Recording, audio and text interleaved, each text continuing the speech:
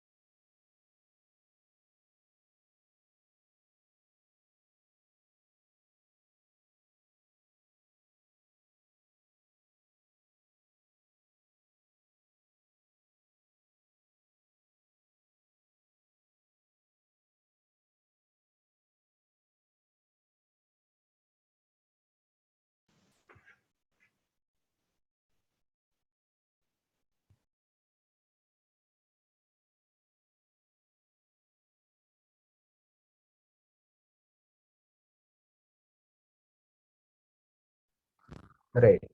We have quite a number of participants back there. Shubham sir, can we just verbally announce the score so that the participant interaction can increase?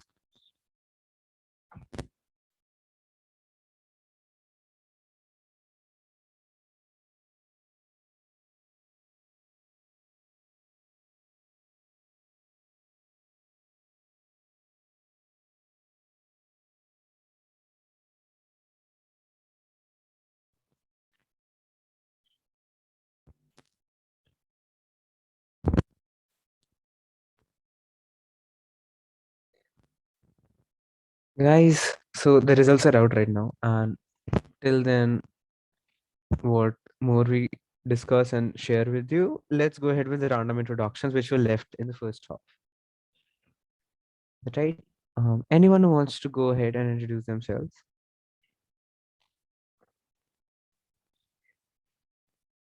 You all can just lower their hands right now. अभी मुझे पता चल गया that we have some number of participants. There are more to come.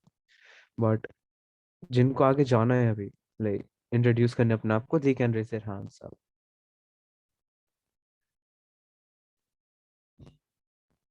Okay, Tanisha Gupta. एक बार please cameras भी on कर लियो and I'll be turning on my cameras.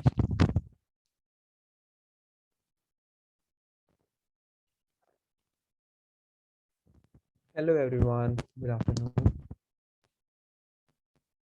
Hi Tanisha ma'am. Hello Oscar Hello, sir. ma'am.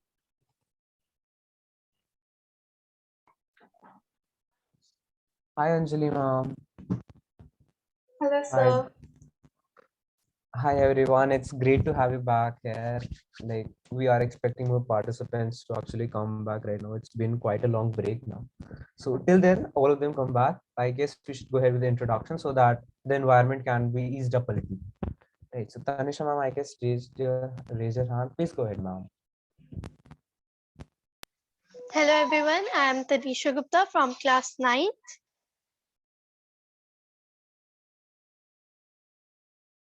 Right. Anything else, Tanisha ma'am? Like your hobbies, what do you like to do and stuff? My hobby is dancing. My favorite subject is science, biology specifically. That's really awesome. Like, really good. Okay, so Anyone else? guys, just a second, Priyansh. Sorry to interrupt. When you guys are introducing yourself, just talk about your name first. Just tell your name and then go about three things that you like about yourself. Like three things that we would like to know about yourself. Yeah, about you. So introduce in that way.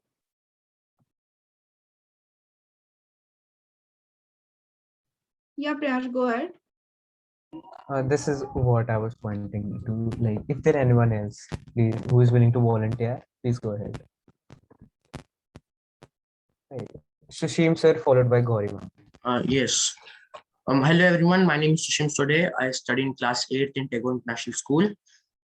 Along with studies, I like to play football and create cost-based painting. And I'm a good coder, I think so. And I like making websites. Thank you.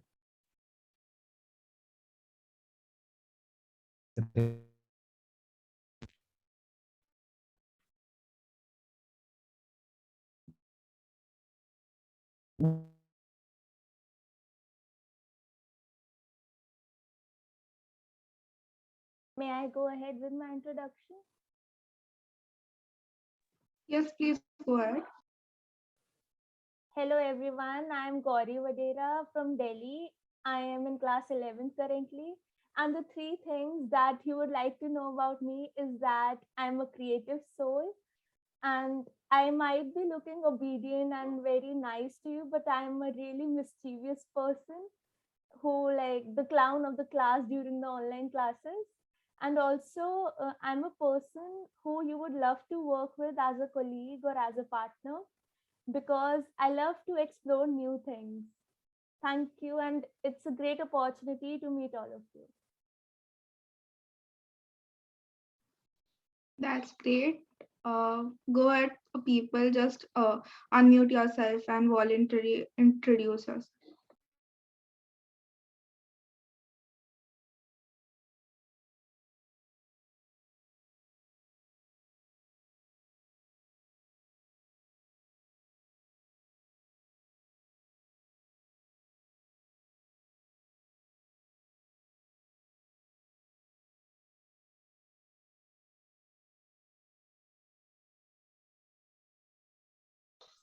Some participants are raising hands, so you guys have some doubts or you want to introduce yourself? Just go ahead with it. Can you hear me? You are not audible. Come again. Can you hear me? Yeah. Can you speak a bit louder? Is it okay now?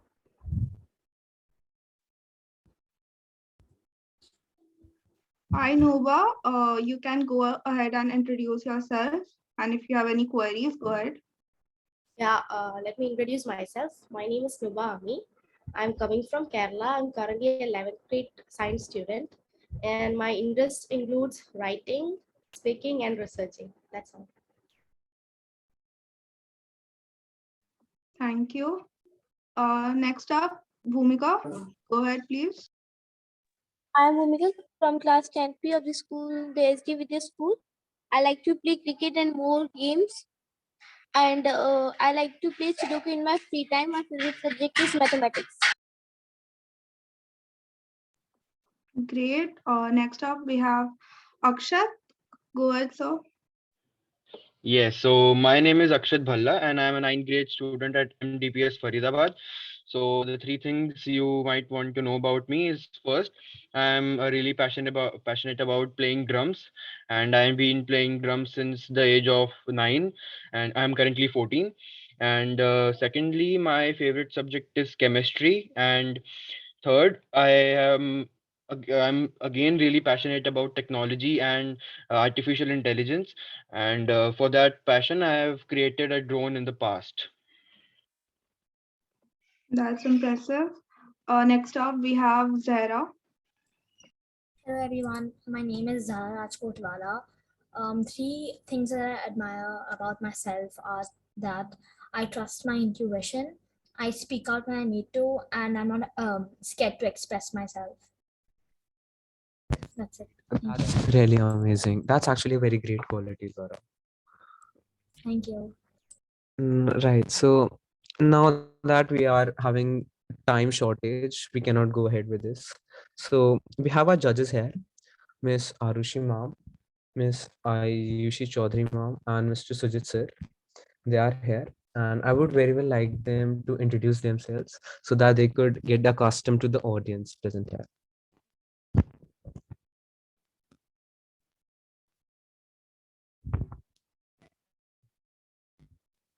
Hi everyone, this is Arushi and I am the co-judge for today's event. I am the content manager and user research manager at Plus School, which is an edtech organization. We work with students, help them, develop 21st century skills. One of them is about sustainable living. One is the sustainable living, obviously. So I'm very happy to know a little bit about all of you in these last few minutes that I've been here. And I'm here with one of my other teammates, Ayushi. And we write for a magazine called The Plus, and she's my co-creative editor there. Yeah, I'm hoping to get some interesting ideas and get to hear about some stories and what all you're passionate about today. Yeah. Over to you, Ayushi. Hi everyone, thank you Arushi. I'm so sorry my laptop just got stuck, so I've reconnected from the phone. But very happy to be here to get to know all of you and the little introductions that I could hear. Very excited to hear all of your viewpoints. Like Arushi already told, so I'm also at Plus School as a content lead, and we work on a magazine for teenagers. Apart from which, I also freelance as an aerospace journalist. So I've been a space enthusiast, and aerospace is something that I really am passionate about. So that is also something that I work, and I've been in the content and media space for about 5+ years now. So really excited to hear your viewpoints, your presentations, and what you have about the topic. We are really excited to host you on this. Now, moving ahead, do we have Sujit sir in the room? Yes, Priyank, you do have to. Okay, good morning, guys. Not good morning, good afternoon, guys. So I am Sujit Nair. Excuse me, sir. Sorry to interrupt, but your voice is a little low. Okay, just let me reconnect. Just give me a second then, right? Sure, sir.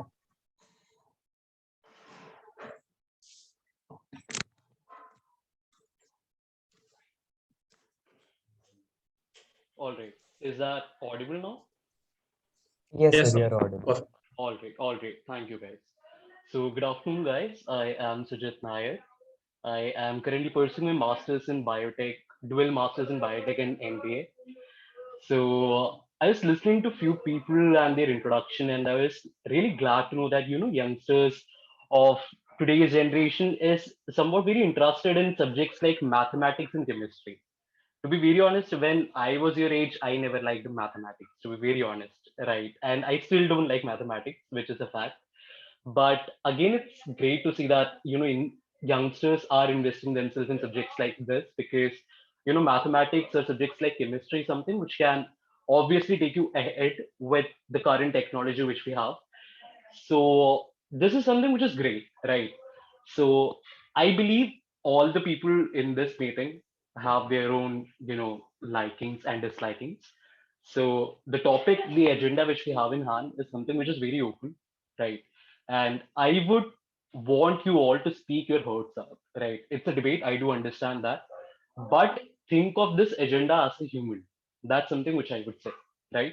Because this is not something which is with regards to a particular topic. It's something which is regard to a natural thing, a natural, let's say, boon which has been provided to us, right?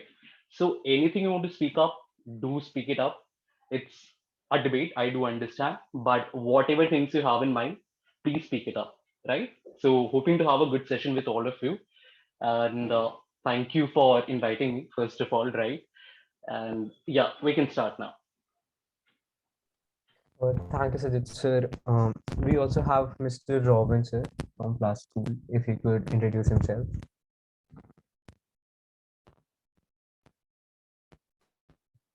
Hello, everyone. My name is Robin, and I'm glad to be here. And I'm basically an education professional. I am into life skill training and also conduct debates with students. In the past, I worked with Wipro's initiative, Ajim Premji Foundation, Vision India Foundation, and Kevalya. So I'll be here during the contest and will be one of the judges. Thanks. Thanks a lot, sir. Now I request Neha ma'am to please open the breakout room so that the debate procedures can move ahead.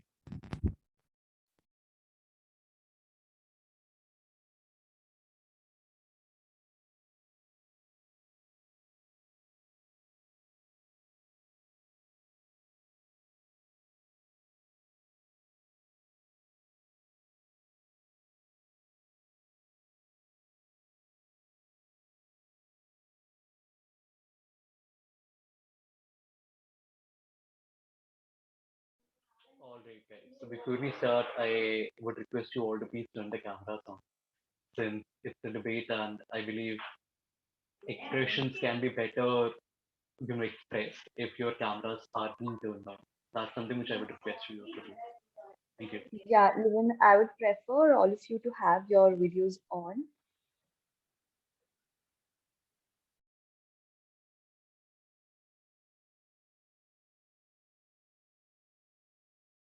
Also, sincere apologies. I will be making an exception because I have a very unstable neck. If I turn it on, that is something which will lead to issues. So I would request all of you to turn it on and have a great discussion. Over to you, Ayushman. If you want to address something. No, I think you've covered most of it. So just wishing all of you all the best. Very excited to hear your viewpoints. And like Sujit already mentioned, it's a discussion. So while you have your own viewpoints, I think one very important aspect of communications and public speaking is also listening to others' viewpoints. So I hope you'll keep that also in mind while you present yours. You'll also hear other viewpoints as well. So all the best, and let's see what your thoughts are.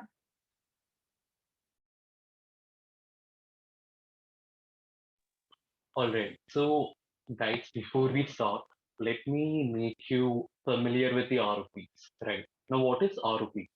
ROPs basically means rules of procedures, right? For the people who have been to MUNs or any other debating events, they must be accustomed with this name, that is ROPs, that is rules of procedures, right? So in this debate, though we are calling it as a conventional debate, it's more like a turnout, right? So what you have to do is that you'll be given 4 minutes, 3 minutes to speak upon the agenda which you have in hand, and then you'll be having 1 minute to answer all the questions. I did not hear you properly. Yeah, sure thing. I will be doing it. Also, how much time will we get to prepare our speech and debate? Yeah. Okay, so the topic was provided beforehand, I guess. I did not receive it. I did not receive that. Ma'am, Even I did not not receive aware. Okay, so what we will do now is, if judges are fine with it, we will be giving you 10 minutes to prepare for it. And within that time, just understand the topic as you did in the GDs, group discussions, and form your own opinions and point of views, then show it to us. That works? Yes. Sure, yes. Great. So I will be giving the topic in the chat box shortly. Judges, are you fine with the thing of giving them 10 minutes for the research? Yeah, I think that works. Yeah. Thank you, ma'am. Thank you so much.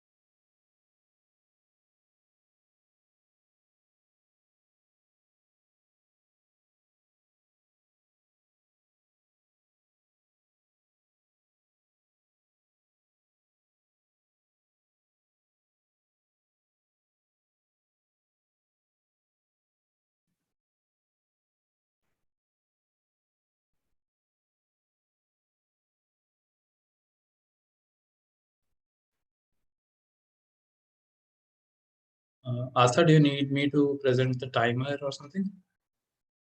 Who is speaking? Sorry, I'm Yeah. unable. Me, Sai. Okay, hi, Sai. Yeah, that would be great. Do we have the Sai? Do we have the sheet of names yet, like the spreadsheet? I think, yeah, I'll ask you about it. Just. Okay. So, guys, I just shared the topic in the chat box. You have exactly 10 minutes. So yeah, prepare wisely.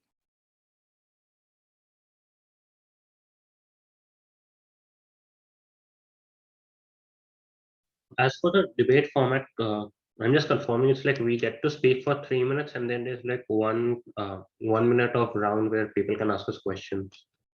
Right. So you will get to get 3 minutes for delivering the speech, and after that, the question answer thing will happen where you will get 1 to 2 minutes max. Okay, thank you.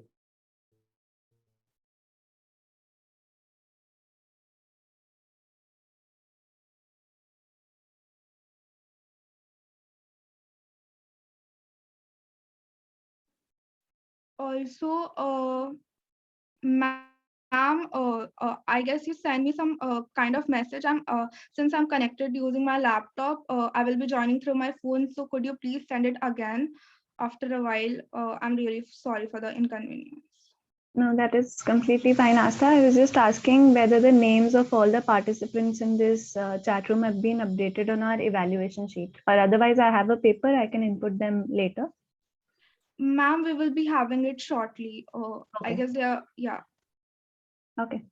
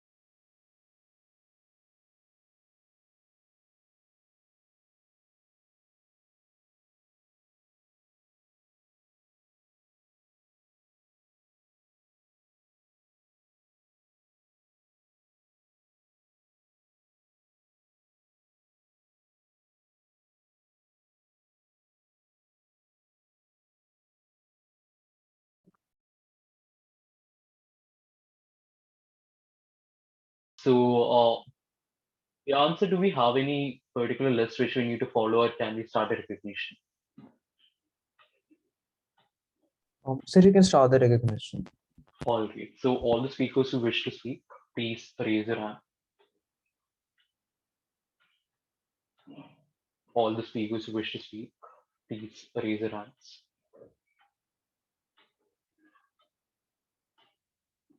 कोई नहीं बोलना चाहता. Great. I can see only 2 speakers. Guys, you have to speak, right? That's the reason you are here.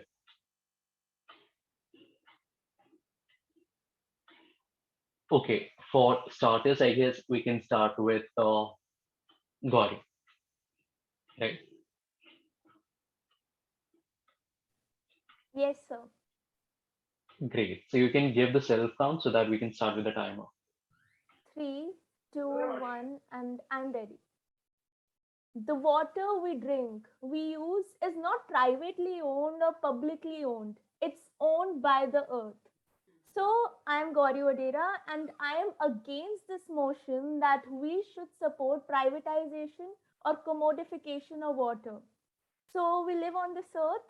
The earth never divides the resources we have, the water we have, but we do, and that makes some rich and the others poorer. And in this case, watery poorer. It's clearly evident that when the services privatize, the prices rise high.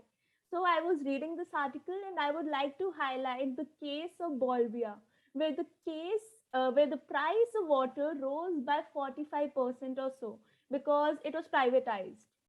And now, looking at the other side of the coin, neither does selling something for free works because when we look at India, where water is treated as a commodity because many political parties provide the option of free water and so in their agenda, but that leads to wastage of water in the end. So I was researching and I realized that um, we use around 40 liters of water in a 4-minute shower. And on the other hand, in USA, the study says that the clean water is not available to about 2.5 the population of USA. So that is something that I wanted to highlight. And thus, I would like to say that treat others, in this case, treat water the way you want to be treated. So if we waste it, our life will be wasted in the end. We say to show humanity, but just because we are some people with values and a good personality. But when we look at water, which is not alive, it's providing life to so many people. So if we don't change ourselves and don't stop this commodification or privatization, we'll hear a word. They will say, show waterity. So I totally stand against this motion and feel that this motion needs to fall. Thank you so much, and I look forward to other people's opinions also.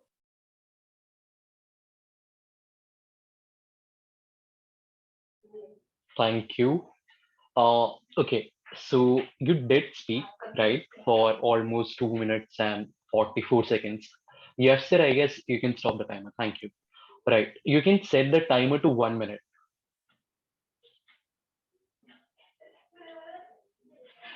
Yeah. Now, okay, all those delegates or all those speakers who wish to ask a question to Gauri, please raise your hands. All those people who wish to ask a question.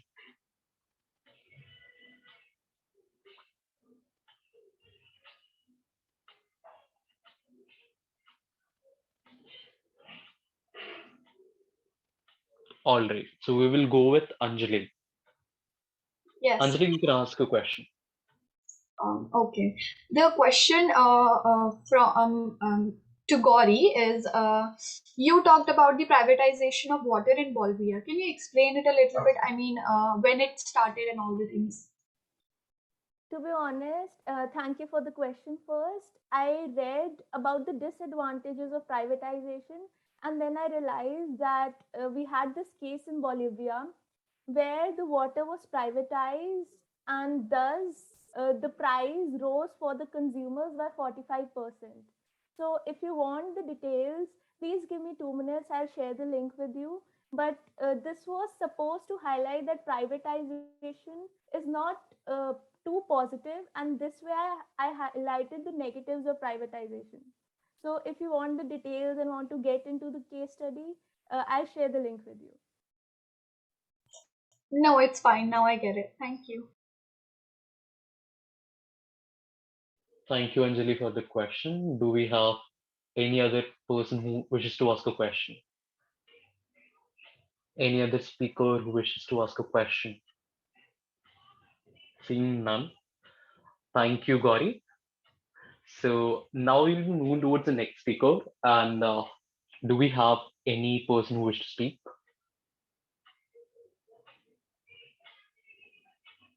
All right. Seeing no hands. I will be auto recognizing you guys now so that you guys try to start speaking at least, right? So we'll be having auto recognitions from now on, since you guys aren't raising the hands. So I'll be recognizing, let's start with Madhav. Madhav Rathi. Hi.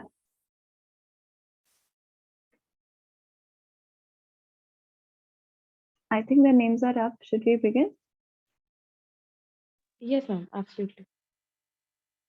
Okay, so is someone from the VONG team keeping a track of the time as well? I shall present the timer on the screen. Just a second, please. Does that work? Yeah, that would work.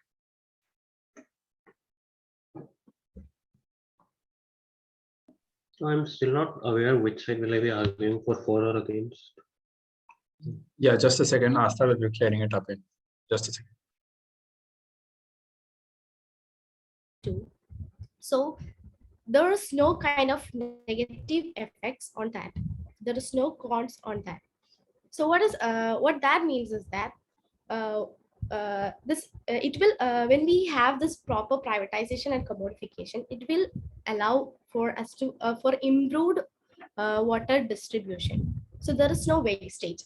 So as a country like India, it's not water is not equally divided. So for example, in Kerala, it is one of the smallest states, and the amount of rainfall is huge.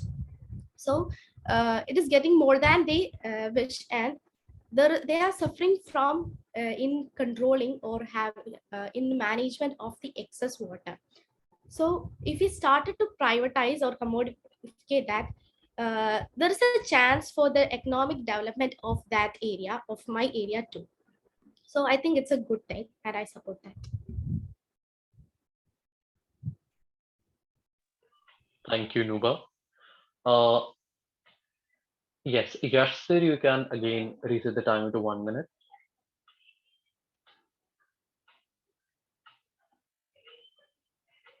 All right. Till then, all the people who wish to ask a question to Nuba, please raise your hand.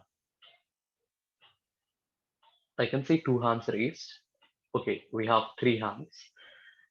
So we'll be starting with Gauri, followed by Anjali, followed by, if we have time, Madhav, right?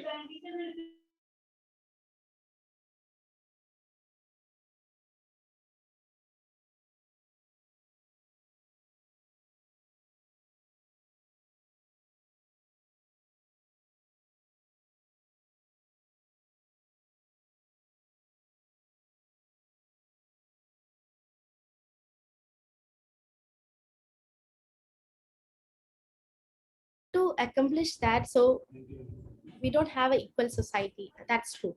So in this case, we have to bring a balanced price, and also government has to take action in that. So we can for example, we in our Kerala we have system APL and BPL system where they provide rice monthly. So what happens is the lower cost people gets it for free, and the above poverty people, above poverty line people gets for a balance money. So we can go with that. Thank you for the answer. Great. I believe that answers the question which you have. So moving with the next question, we have Anjali. Yes. So my question for you is, as you said, said that in Kerala, the water is divided, right? Some of like that. But in India, if we talk about India, poverty rate is so high. So if we just privatize the water, then many people won't be able to take it. And you talked about the BPL on that line. Many people took drinking water, mineral water drinking mineral drinking water, it is privatized, right? So it is already the mineral drinking water is already privatized, and poor people can't afford it. So my question for you is how we can just take it as the poverty lines are low, high, very high in India, so how we can just privatize it and economic growth will grow. See, as per I took the example Kerala, we have excess water and we are receiving the highest rainfall. So there are many states that are suffering lack of water. So by pricing means it doesn't mean giving a high cost. By giving a simple price to, it will have a huge economic development. For example, if we value for the totally for one mineral bottle, we have 10 rupees currently over here. So having this 10 rupees can affect on this economic development in a huge rate. I think like that. Did I answer your question? Okay, and sorry for not the clarification of the question. Actually, I wasn't clear that much about the question. Sorry. No problem. But delegates, the next time you ask a question, try to make it crisp, right? Because what happens is that if you're asking a question and if you stretch it out, then the speaker won't be able to get the actual question which you have in hand, right? So next time, if you are putting forward a question, try to make it very crisp, right? Great. Yes, Madhav, you can ask a question. Yes, Nitin sir, I see your hand. You just raised your hand, right? Yeah, you can speak. So my question is that the speaker said that distribution is the reason why we should have the private sector come in. So why can't the government take care of the distribution? Yes, of course. With the help of this government only, we can take care of this water distribution, the excess water distribution towards other states. Then only it will have a balance, or else there should be privatization, but it should be with the help of government. What is it that the private sector will do which the government cannot do in distribution? Yeah, they can do it more efficiently, because when they are concentrating on that particular distribution, they can do it more efficiently, and I think there will be no cons for that. Okay. Okay. Nuba, when you like quote a statement that is the private sector can work more efficiently than the government sector, you need to give a valid explanation to that. That is what sir is asking, right? For instance, if you are in Kerala, we have Communist Party in Kerala, right? So you can't just directly go to Communist Party and say that we need to have privatization, because they are the people who needs to understand the fact that they have supreme healing towards the actual government, which has the position in the governmental side of Kerala. So if you are saying this, do you have a valid reason that you are saying why they can't work more efficiently? That's the question.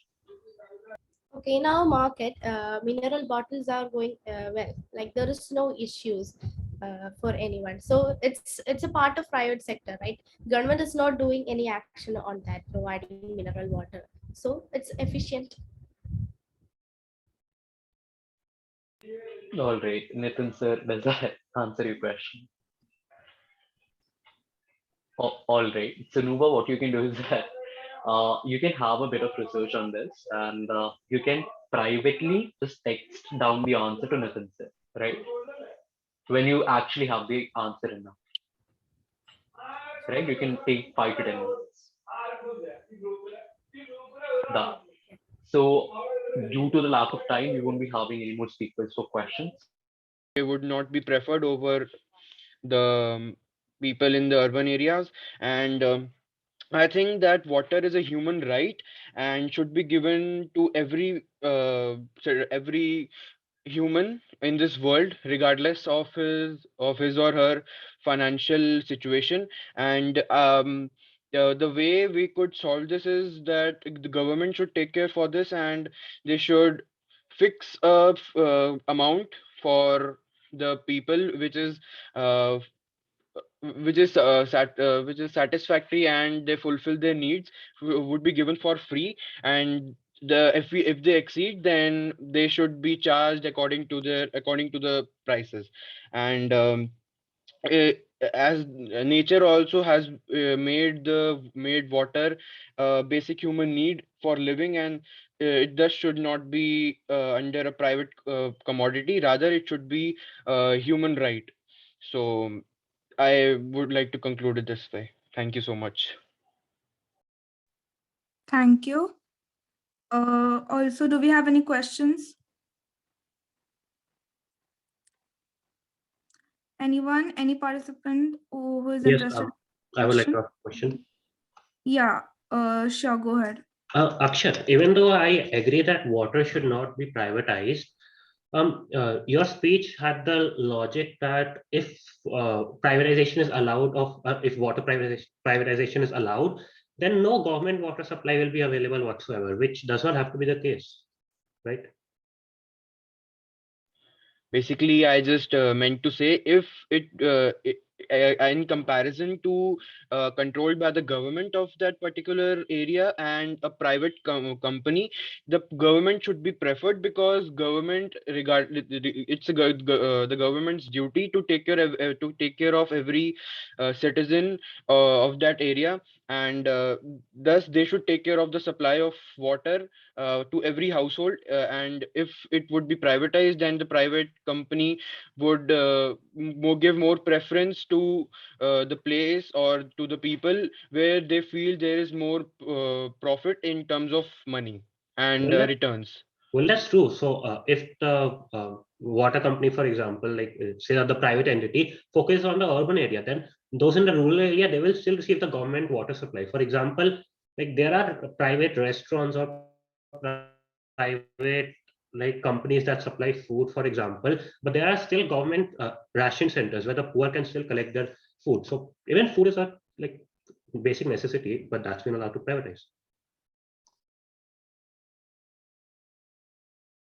Okay, Akshat, would you like to give a reply to that, or can we proceed with the next one? Yeah, sure. You can proceed with the next one. Okay, Asad, sorry to interrupt. Just before I proceed, can everybody confirm that they can see the timer perfectly? Yes. Yes. And I would like to ask the judges if they're able to hear the participants completely. Yeah, there's no issue there. Sir, how about you? Yeah, it's perfect. Okay, great. Yeah, and before Asta calls on the next one, I would like those who raise their questions to keep their questions short. And once you ask the question, to not get back on that, let the delegate answer. And once it's done, that would be it for the questioning and answering on that part. All right. Okay then. Asta, please go ahead and call the next person. Yeah. So next up we have Ananya. You have the floor for next 3 minutes. Yes, thank you. Good morning, everyone. I'm Ananya, and I will be speaking for the motion. I feel that water commodification is good because commodification of water will lead to more job opportunities, as companies will have to make factories for selling the product. Lastly, can I continue? Yeah. To sum up to everything, privatization and commoditization can really be useful in the future due to scarcity of water. Thank you. Great. So all the speakers who wish to ask a question, please raise your hands.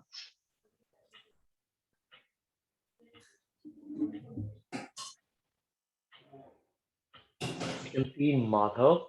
So we'll be recognizing Madhav first. Madhav, you can ask a question.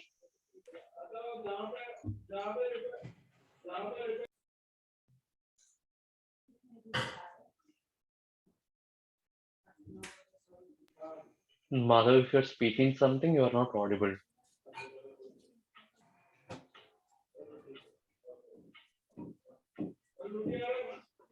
Madhav, I believe you have some connection issues. So just try to reconnect, right? Till then, we can take another question. All right. So Gauri, do you have a question to ask? Yes, sir. Yes, you can go on with the question then. Thank you for the recognition. I would like to ask Rishti, as she mentioned in the speech, that if multiple companies are there, so the prices will fall down because of the competition. So I want to ask you that, do you think there is a possibility that there will be siphoning of water through which this strategy can be used? And if there is less water in the market, the prices will rise again, and the different companies will have to increase their prices in that case. So will your point be valid then? Yeah. Like you said that if there is scarcity of water, if there is a less rainfall in a year, so there is this device that like it's an artificial intelligence device that they're using right now. So it can convert water vapors to actual water. So it's been using it. It's been being used in India. I don't remember which state currently, but it is being used. So it can also help us with that because there's a lot of humidity. Like um, someone said, I don't remember her name. Really sorry, but she said that in Kerala there's a lot of rainfall. That means there will be a lot of humidity, which will help us maintaining, like converting that water vapors into water, so we can use it for our drinking purposes. Thank you for your answer. Please to follow up. Granted. So basically, my question was not actually related to scarcity, but intentional scarcity, that companies siphon the water so as to increase the prices in the market. So I want to ask you, is your point valid in that case also? That the prices will stay quite less? Yeah, for that actually kind of need to help this by first of all, in most of the companies that it's things are already established and they have to work from there. But if water is commodified, it will firstly lead to a setup of new factories. Then whatever happens, even if they have to employ one person, they will have to employ someone to do that work. Unlike establishing new companies for already existing goods like milk or chocolates and things like this, water will be something that is an entirely brand new industry. So yes, that will lead to increase of employment, even if it's very little. Okay, thank you. Moving forward, we have Ansaj as our next speaker. Let's start. Yeah, go ahead. Throughout the history, whenever a natural resource has been privatized or commoditized, it has always ended in disputes. Whether is it fossil fuels or is it crude? We humans have a very exploitive nature towards natural resources, to which we consider us as gifts. Mahatma Gandhi once said that there is enough for one's need, but not for one's greed.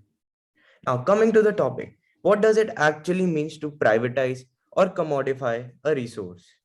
It refers to transfer of ownership of the resources from public sector to the private sector. Now a government is sugarcoating it by saying that it will bring more transparency and more accountability to the process. But from what I can see, the government is just shifting the responsibility from their shoulders to private sectors. This shows the inability of the government. No matter what the industrialists say, whatever humanitarian cause they solve, main motive for them is to make their shareholders happy. When privatizing, government is transferring the responsibility. It also needs to ensure that quality resources are made available to every section of the society, irrespective of its economic background or social background. For an example, in the 1990s, Atlanta started to privatize its water resources, but in just 5 years, it had taken its right back due to bad quality. With this, I would like to conclude why I am strongly against water privatization and commodification. Thank you. Please raise your hands if someone has questions. Also, before that, we would entertain a question from Nitin sir since he was asking. That was for the last speaker. I'm not ready for this one. So if you want, you can still ask the speaker the same I've question. forgotten my question now. Okay, so it's okay, sir. So next time, if you have any question, then so you can just directly start speaking, not an issue. So participants, if you have any. Avishi, please go ahead with your question. You just said that the government is privatizing it just to remove the burden off their shoulders. But isn't that they already have so much burden on their shoulders? They have to look after the economy. And this is not as such they're transferring the burden. It will also lead to some many positive effects. First of all, let us understand why do we need a government. We need a government to look after these issues. It's not like a specific government is facing these issues. Every nation's government is facing the same issues. So we can't blame that. So we can't say that government has so much work to do, so why can't they just shift this? No, it is their work. It is their work. That's why they were made. Okay, thank you. Avishi, you have the floor next. 100 to 150 liters of water is used by a person in their daily lives, out of which 5 liters is used for drinking. And if you take up the price of an average Bisleri bottle, that will account to just 75 rupees a day. We all know, good morning everyone, I'm Avishi Aaron, and today I'll be speaking for the topic. I believe that in the current world, where there is such a big water crisis, the sea levels are rising, but the freshwater levels are decreasing significantly. There's a need to privatize water so that we can sustain this resource for a longer period of time. A research has shown that privatization of water has also helped in sustainability. In the current scenario, in India, there is water privatization. Companies like Bisleri, they sell water in bottles, but the government also provides us water facilities on public spots such as railway stations and airports, and there is no harm as such. If we take in consideration, this will become a business for people. It will not only help add to the economy, but the companies, they won't waste water. It is money to them. And we as consumers, we are paying for that water, and neither will we waste water the way we do in our taps if we open them, because we are not as such paying for it. Thus, privatization, as stated by my fellow competitor Ananya Prasad, she also said that it will help create jobs because we'll build more companies to privatize water. People will be needed to work over there, and those who do not have jobs will get some. And if we take consideration of the current times, people need, there are many rich people. We have a part of the society which is poor and cannot afford, but I'm not saying that there should be complete privatization and that the public sector has no rights over it. The government should provide water because there are several people who won't be able to afford it, but a large number of society, they want clean and safe drinking water, which is also the 6th sustainable development goal. It will help us fulfill this goal as well.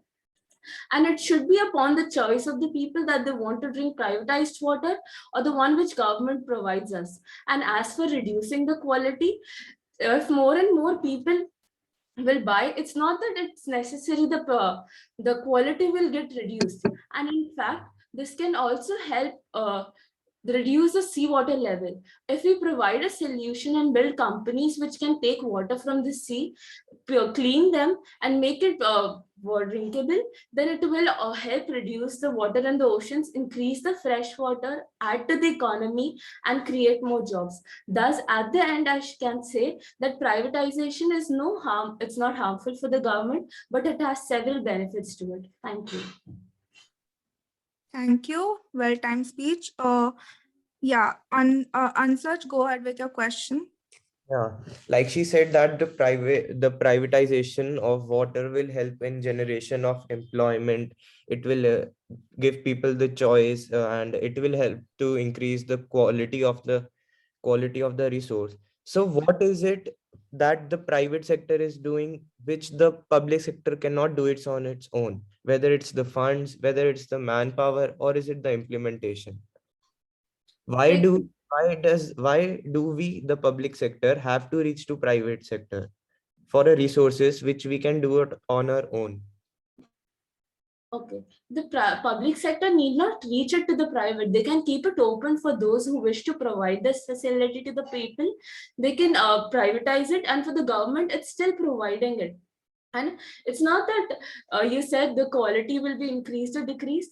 People, the government, where the water it provides, there are less minerals, and people these days are more working towards their health. If private people, like there's been a trend of black water these days.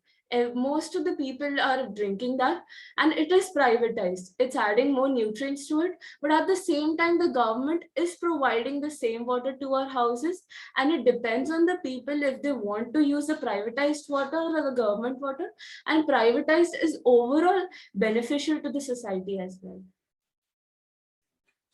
I'm not allowed to follow up, I guess. Yeah, That becomes a to and fro discussion. That is the only reason we're not. Nitin sir wants to ask a question. After everyone else is done. Okay. Then the last question is Zara. Please go ahead. Yes. So, as Avishi stated that, why don't we just purify the seawater and like use that for, like, for our needs? The thing is that it's not that easy to purify salt, because salt water, because salt dissolves very easily, and that forms very strong chemical bonds, right? So to like purify this is very expensive, and it can take a lot of time to distill water, but it's still like it's like still possible, but it's very hard to do so. Your question, I would like to say that I'm not saying there should be a sudden change that several companies come up. If we slowly start doing it, this will solve two major problems that we are facing these days. And it's not that difficult. We already obtain salt from the seawater. And if we, for India, there's a long coast because we are a peninsula country. And if we set up small factories, if everyone like companies start doing it, the cost, as you mentioned, it will also decrease, because then there'll be more and more people to it. And as we have seen, the more the goods, the price decreases. So it won't, it's not necessary that the prices will be really high. So this will solve the problem because we'll get more fresh water and the seawater levels will also decrease. Thank you. Avishi, sir, you had a question.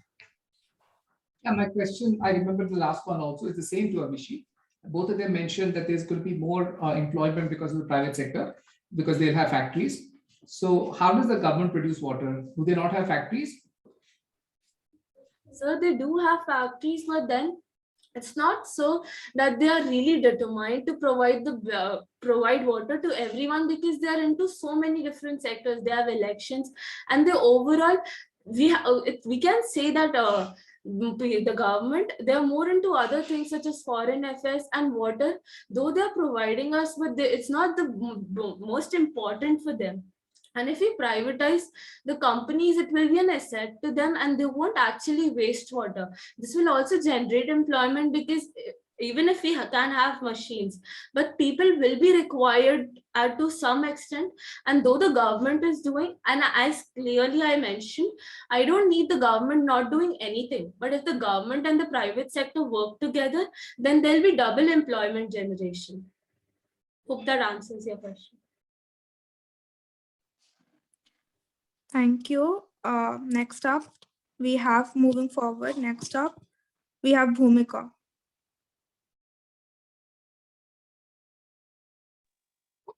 Hello everyone, I'm Bhumika. So first of all, I would like to tell you that what is water provide. An international fund in pushing structural reforms with governments to facilitate private sector growth. But we are not thinking about underdeveloped and developing countries who does not even have the basic technologies to harvest even clean water for their own population, or even build dams to withhold surplus water that comes with the rain. There are already parts of the world where we can see how life would change if there were no water. We can also see it somewhat with the satellite photos of Mars, the moon, and other dead space bodies. And we can extrapolate from the properties of water itself and what we know of its effect on life. Water privatization originally started in the late 1990s, and in the last 2 decades, there has been a massive increase in private sector participation projects in the water sector in various cities across India. The government with the assistance of international financial institutions like World Bank and Asian Development Bank, developed water policies and various laws to facilitate private sector participation in the water sector. India has witnessed the violation of standard of operation by private companies who indulge in price fixing and amplify prices after they take over. It is the poor who face disconnections and are often forced to drink contaminated water consequently. I would like to conclude my speech by adding some few points against water privatization.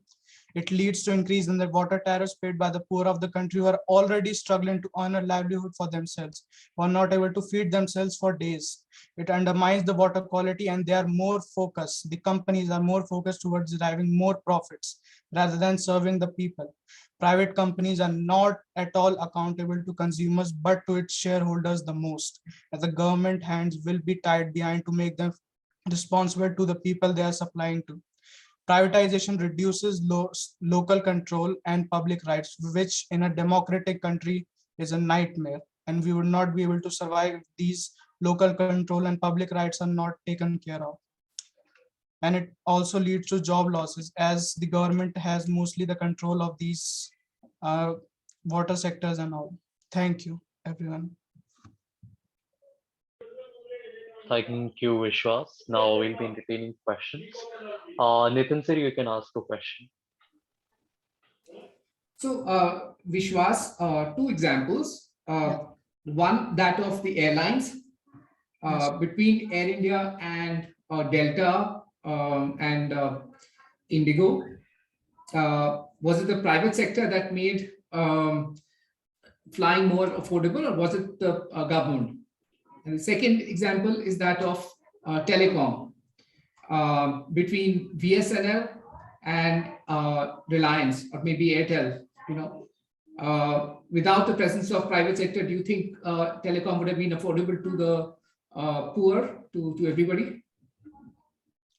So the first example you gave about the airline sector, I will not be able to give a concrete answer because I have not done much research on it, as it was not the particular interest of mine.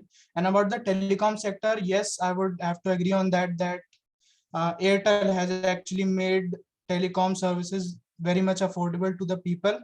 But actually with the privatization, it also comes at the cost of reducing the control of government over these private companies. They somehow or in some way lose control over the functioning of them, and it somehow also lead to corruption in the system also, which can be very well seen nowadays.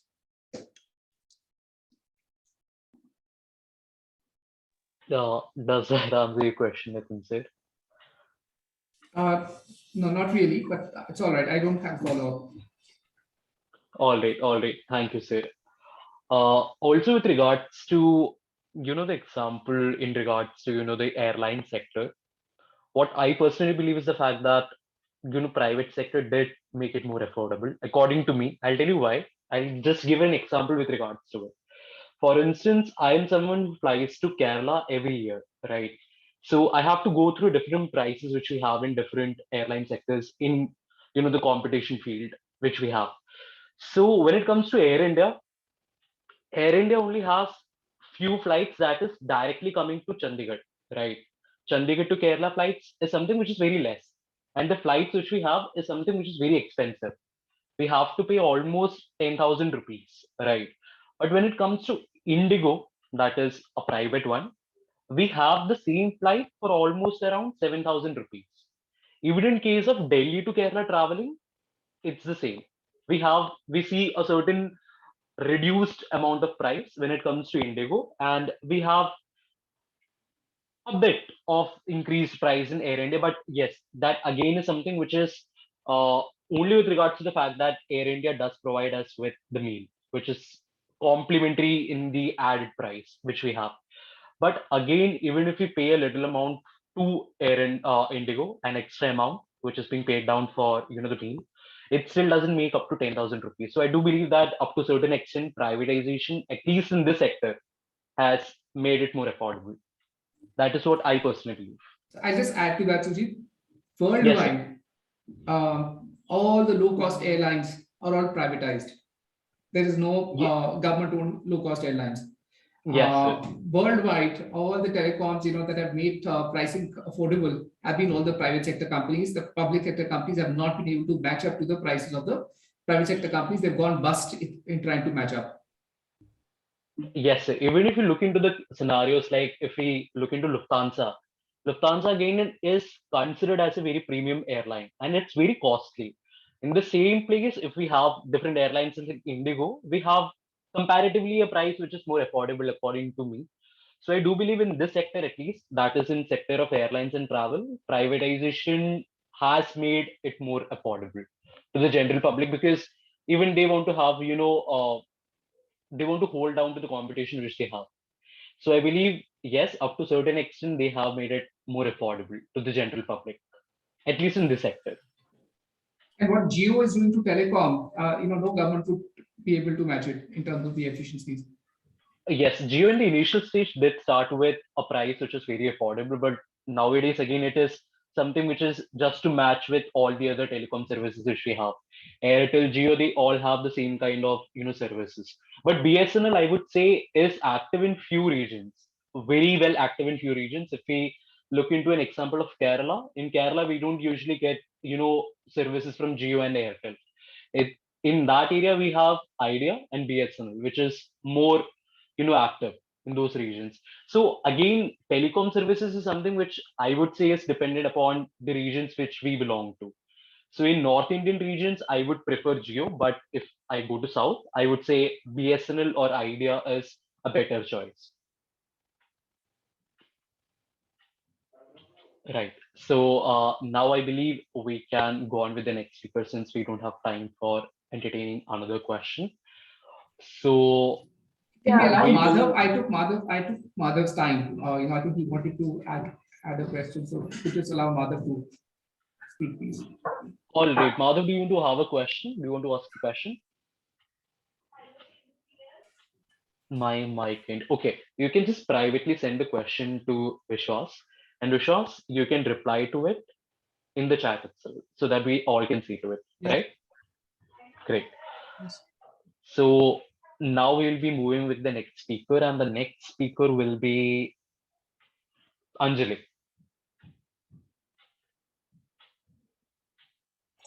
Okay, Madhav, if you want to add a comment to the discussion which we just had, you can just drop down the chat, right? We all will have a look into it. Thank you. Yes, Anjali, please start. Yeah, thank you. First of all, a very good afternoon to everyone. And I am Anjali Gupta here to speak against the topic. And according to Wikipedia, the commodification of water refers to the process of transforming water, especially fresh water, from a public good into a tradable commodity, also known as an economic good. This transformation sorry, I'm so sorry. Introduces water to previously unencumbered market forces in the hope of being managed more efficiently as a resource. Well, but I must say, according to Corporate Accountability International, democratically controlled public water systems work. They have long been the backbone of public health, economic development, and environmental sustainability in communities around the world. At Flow, we believe that if water is privatized and commodified, then citizen and community water rights will no longer exist, and the legal protections. And in my opinion, why the water should not be privatized, because it will lead to rate increases, increasing rates, and has resulted in maybe led to corruption, and has resulted in loss of jobs, and may leave poor with no access of water. Thank you.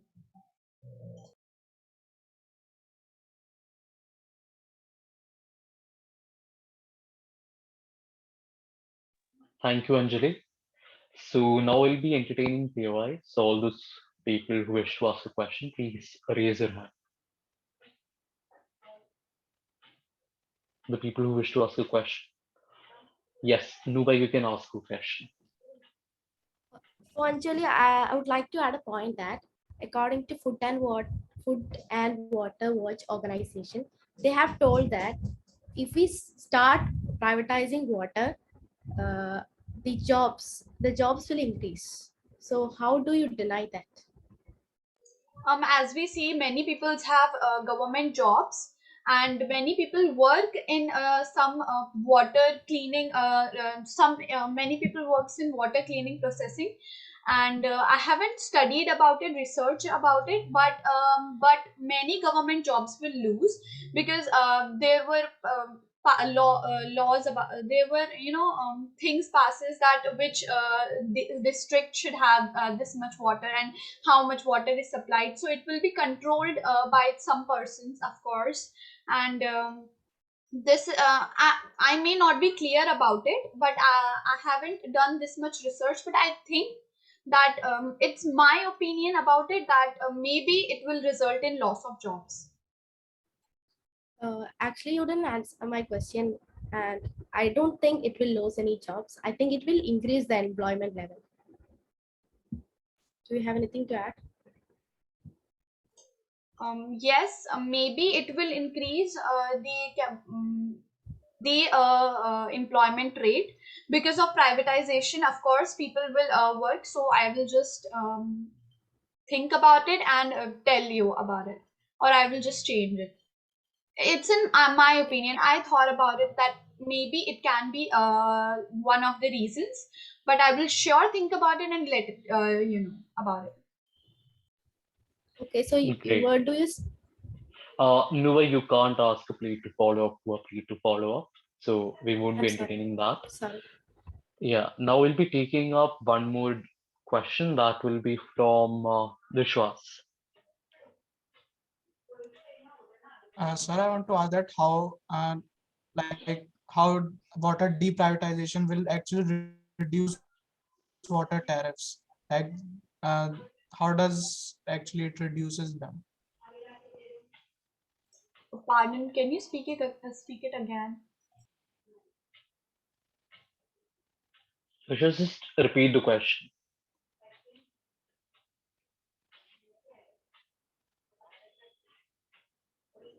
Vishwas, do we have you? Or just write it in the chat. I'll just answer you.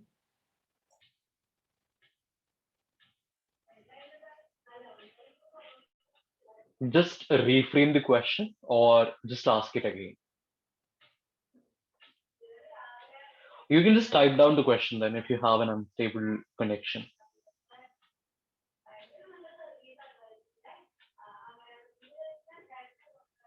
Great. Okay. So we won't be taking up any more questions.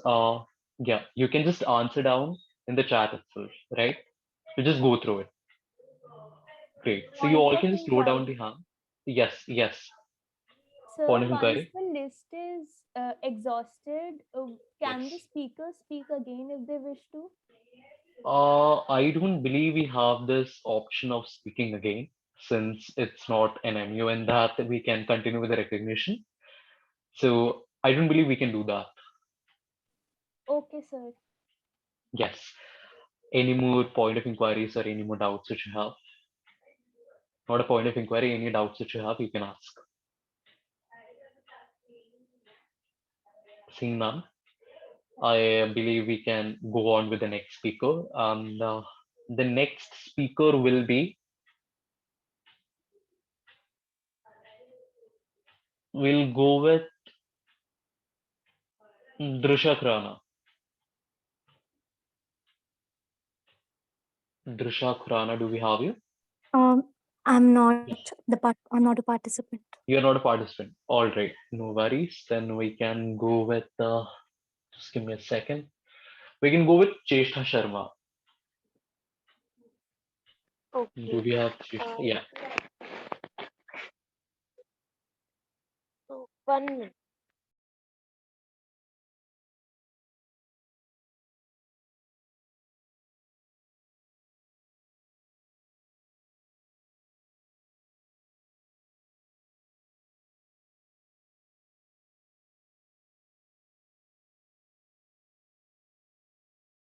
Okay, so I definitely oppose the water privatization as it leads to the higher rate and it will increase the rates to maximum profit while these uh, Privatization generally result in violation of environmental standards because cooperative programs are more profit oriented than public goods, and uh, environmental protection agencies uh, acquire high water quality, and NAWC is also actively requiring that all federal regulations be based on sound, cost, benefit analysis. This means All this is obvious. All this is obviously not ethical, which is why the government starts wresting back the control of the water supply towards them. And there have been over 180 cases in the last 15 years where this has happened, where private entities were allowed to enter the water supply, but government had to wrestle back control, including in huge mega cities such as Paris and Berlin.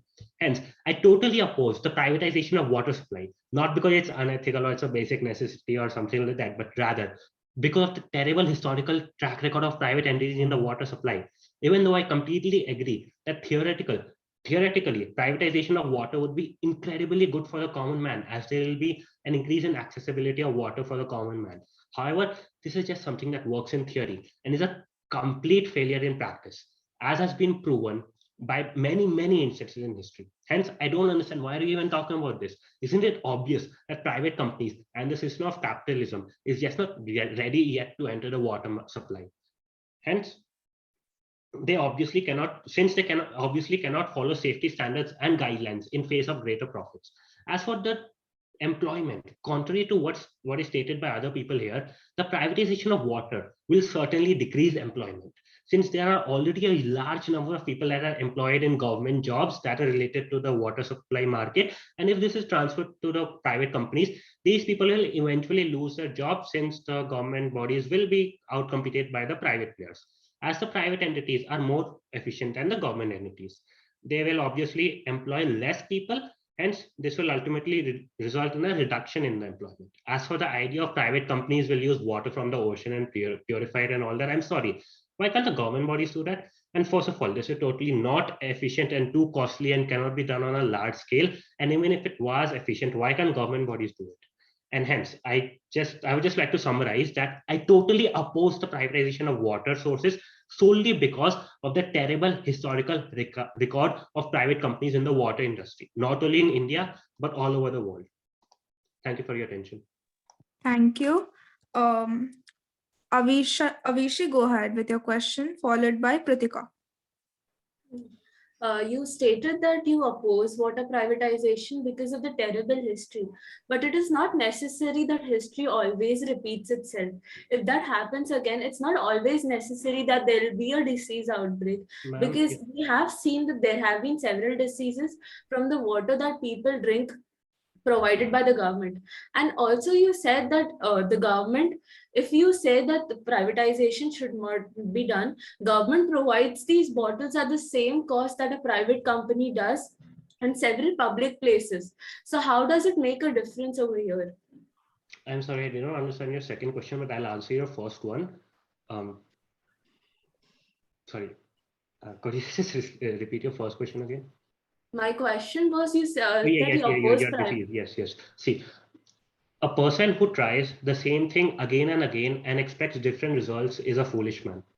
This has been tried again with the system of capitalism that's present today. Private entities have entered the water supply market in Europe, the West, even in India, right? They have failed spectacularly. There have been disease outbreaks, people have died, there's widespread discontent, water supply is cut because people don't pay water credit.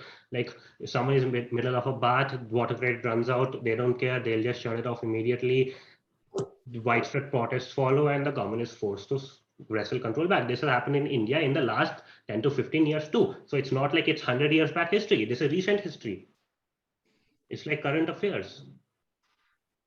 It's not when history will repeat itself. It's like present will continue. That's the case right now. Okay, thank you. Pratika, since you were raising your hand, do you have any question? My question was also similar to that, so I got the answer. Also, we have we can take Anshad's question then. Yeah, I was just saying that, right. Yeah.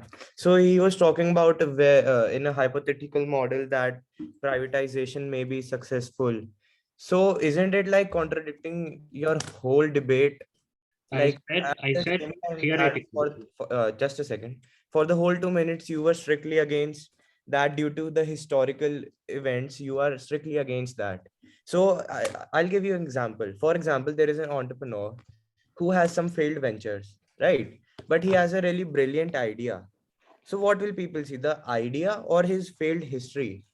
The soul. Just seeing the history of a person, I don't think Sir, that yeah. Sir, we are talking about the idea only. We are not talking about a different idea. We're talking about the same idea, that's privatization of water supply.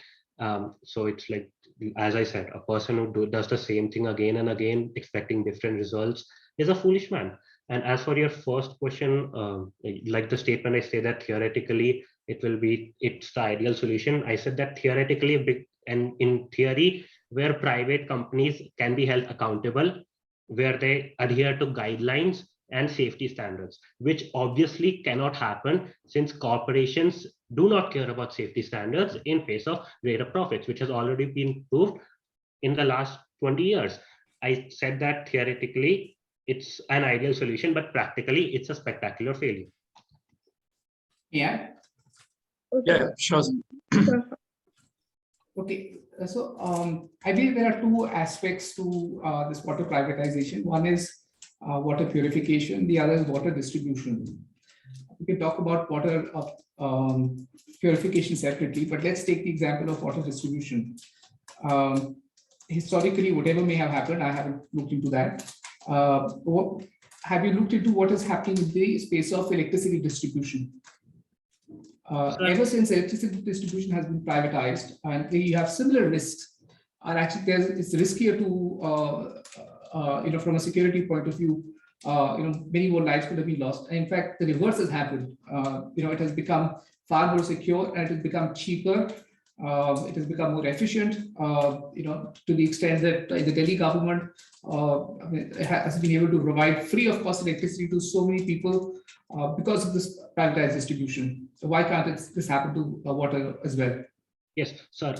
I completely agree that theoretically private players will be much more efficient at distributing the water, but that would be no good if the water cannot be consumed by humans, if it's contaminated by diseases, if it's not clean in itself, right? Since as for your example for the electricity privatization, so electricity, the safety standards for electricity, it's something like you just check it once, you just check if the wires are safe, if the connection is proper and all the safety standards are like in place. You just check it once and that's good. It will stay like that for 10 years or whatever the lifespan is.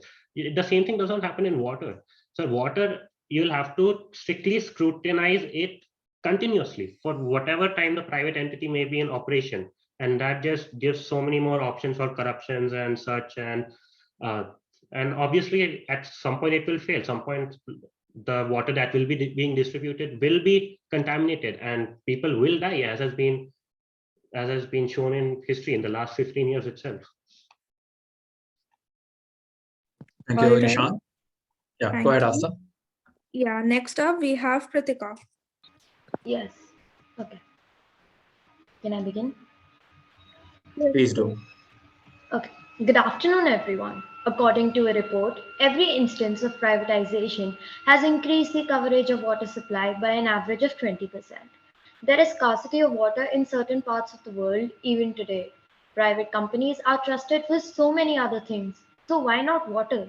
So many people prefer private hospitals over government hospitals, and water is also equally valuable as their health.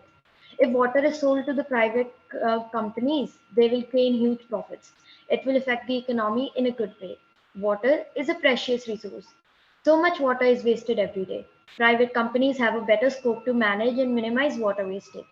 When water wastage will be reduced, in turn, we will be actually saving water. Residents can be provided with clean and fresh water like they need, maybe even at lower costs. It will increase efficiency. Sometimes there may be problems with supplying water by the government because water is not the only thing the government has to focus on. Private companies have better transport and storage facilities. Due to water pollution, water will need to be purified, and purification plants could be easily set up by government, by private companies. One thing that we should always remember, that it is human nature that we don't throw or waste something that we spent money on. So thus I think water will be in good hands if handed over to private companies. Thank you. Thank you. Do we have any questions? Raise your hands. Nishant, go ahead. Yes, ma'am, you laid importance on how water wastage will be reduced if it's allowed to be privatized, but you didn't shed light on what you think will happen to the quality of water, whether it will be clean or not, as it has been shown in history that it will not remain clean. So, what do you think about that? See, water. See, if we talk about water being with the government also, it you might not always get clean water. So that can happen with private companies as well. Nothing is sure. This is a theory that if private companies had bad water in the past, they will have bad water now, right? Because I think, see, water can be polluted sometimes, but it is not necessary that every single time you'll have the same type of water. So yes. All right. Navya, go ahead. So as you mentioned towards the end that people don't have the tendency to throw away or waste something that they have bought. So what about the population who is not even able to afford that water that is a life-saving resource? See, agreed on the fact. So what I meant to say by that point is that somehow it will reduce the wastage of water, because it is human nature that we don't waste something we spent money on. I spent money on this, so I have to keep this carefully. So it will reduce wastage. So my point on that was to make clear that water wastage will be minimal. Yes. All right. Thank you. Next up, we have Sushim. Yes. I'll put forth my thoughts today against privatization and commodification. Water is basic to the survival of all life. In 2010, the UN adopted a resolution that recognizes the right to safe and clean drinking water to all humans. Water privatization is when private corporations buy or operate public water utilities. Commodification is a threat that attempts to turn water into a product from which owners can extract more profits and at people's cost.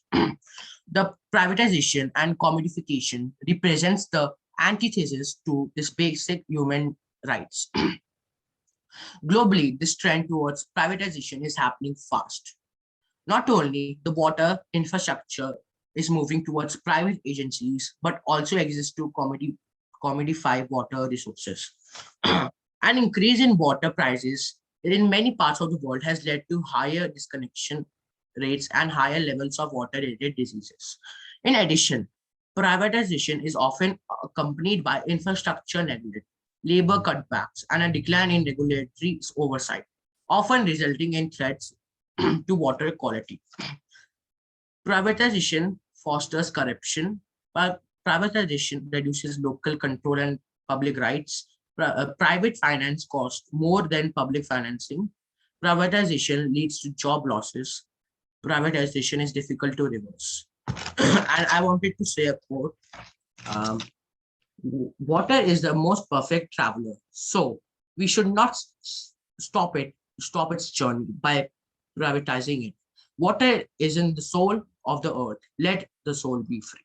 Thank you. Thank you. And sorry that the stopwatch like the timer wasn't set, but that's fine. I was recording the time. Do we have any questions?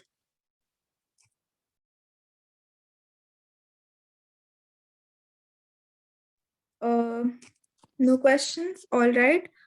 Moving forward. Ritika had a question. Yeah, ma'am, please go ahead. Yeah, I would just, if no participant has a question, I would just like to interject and ask, okay, so what would be your answer to, you're talking about, that privatization of water is bad.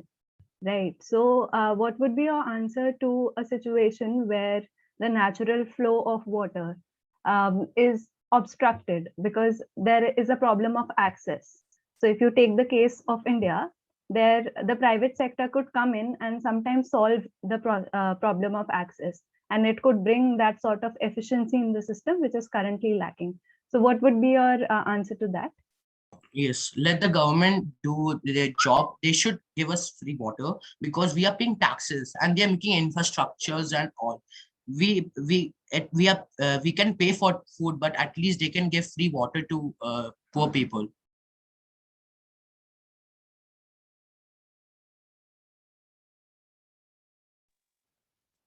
All Thank you. right. Thank you. Thank you, ma'am, for your question.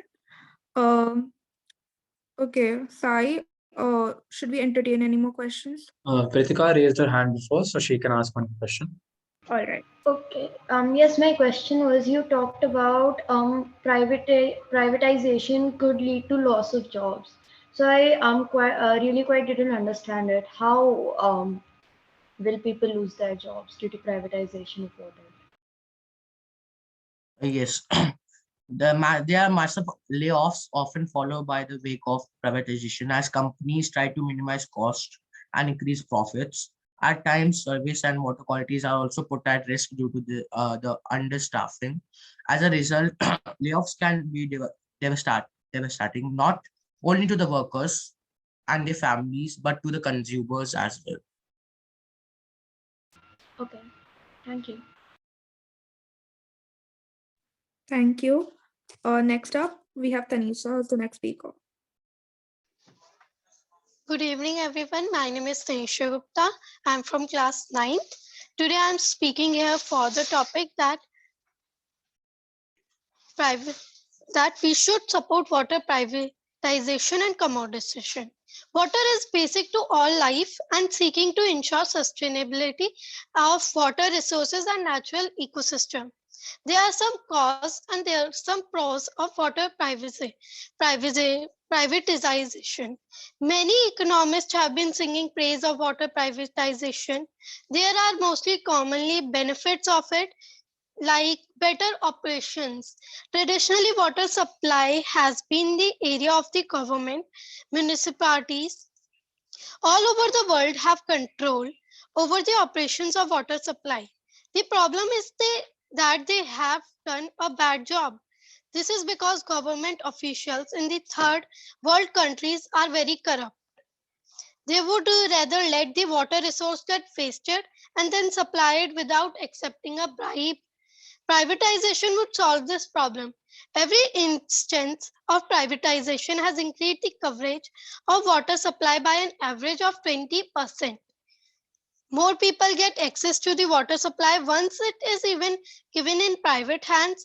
This is despite the fact that water costs more when private companies sell it. So, now there is second thing, commodification. Commodification is nice.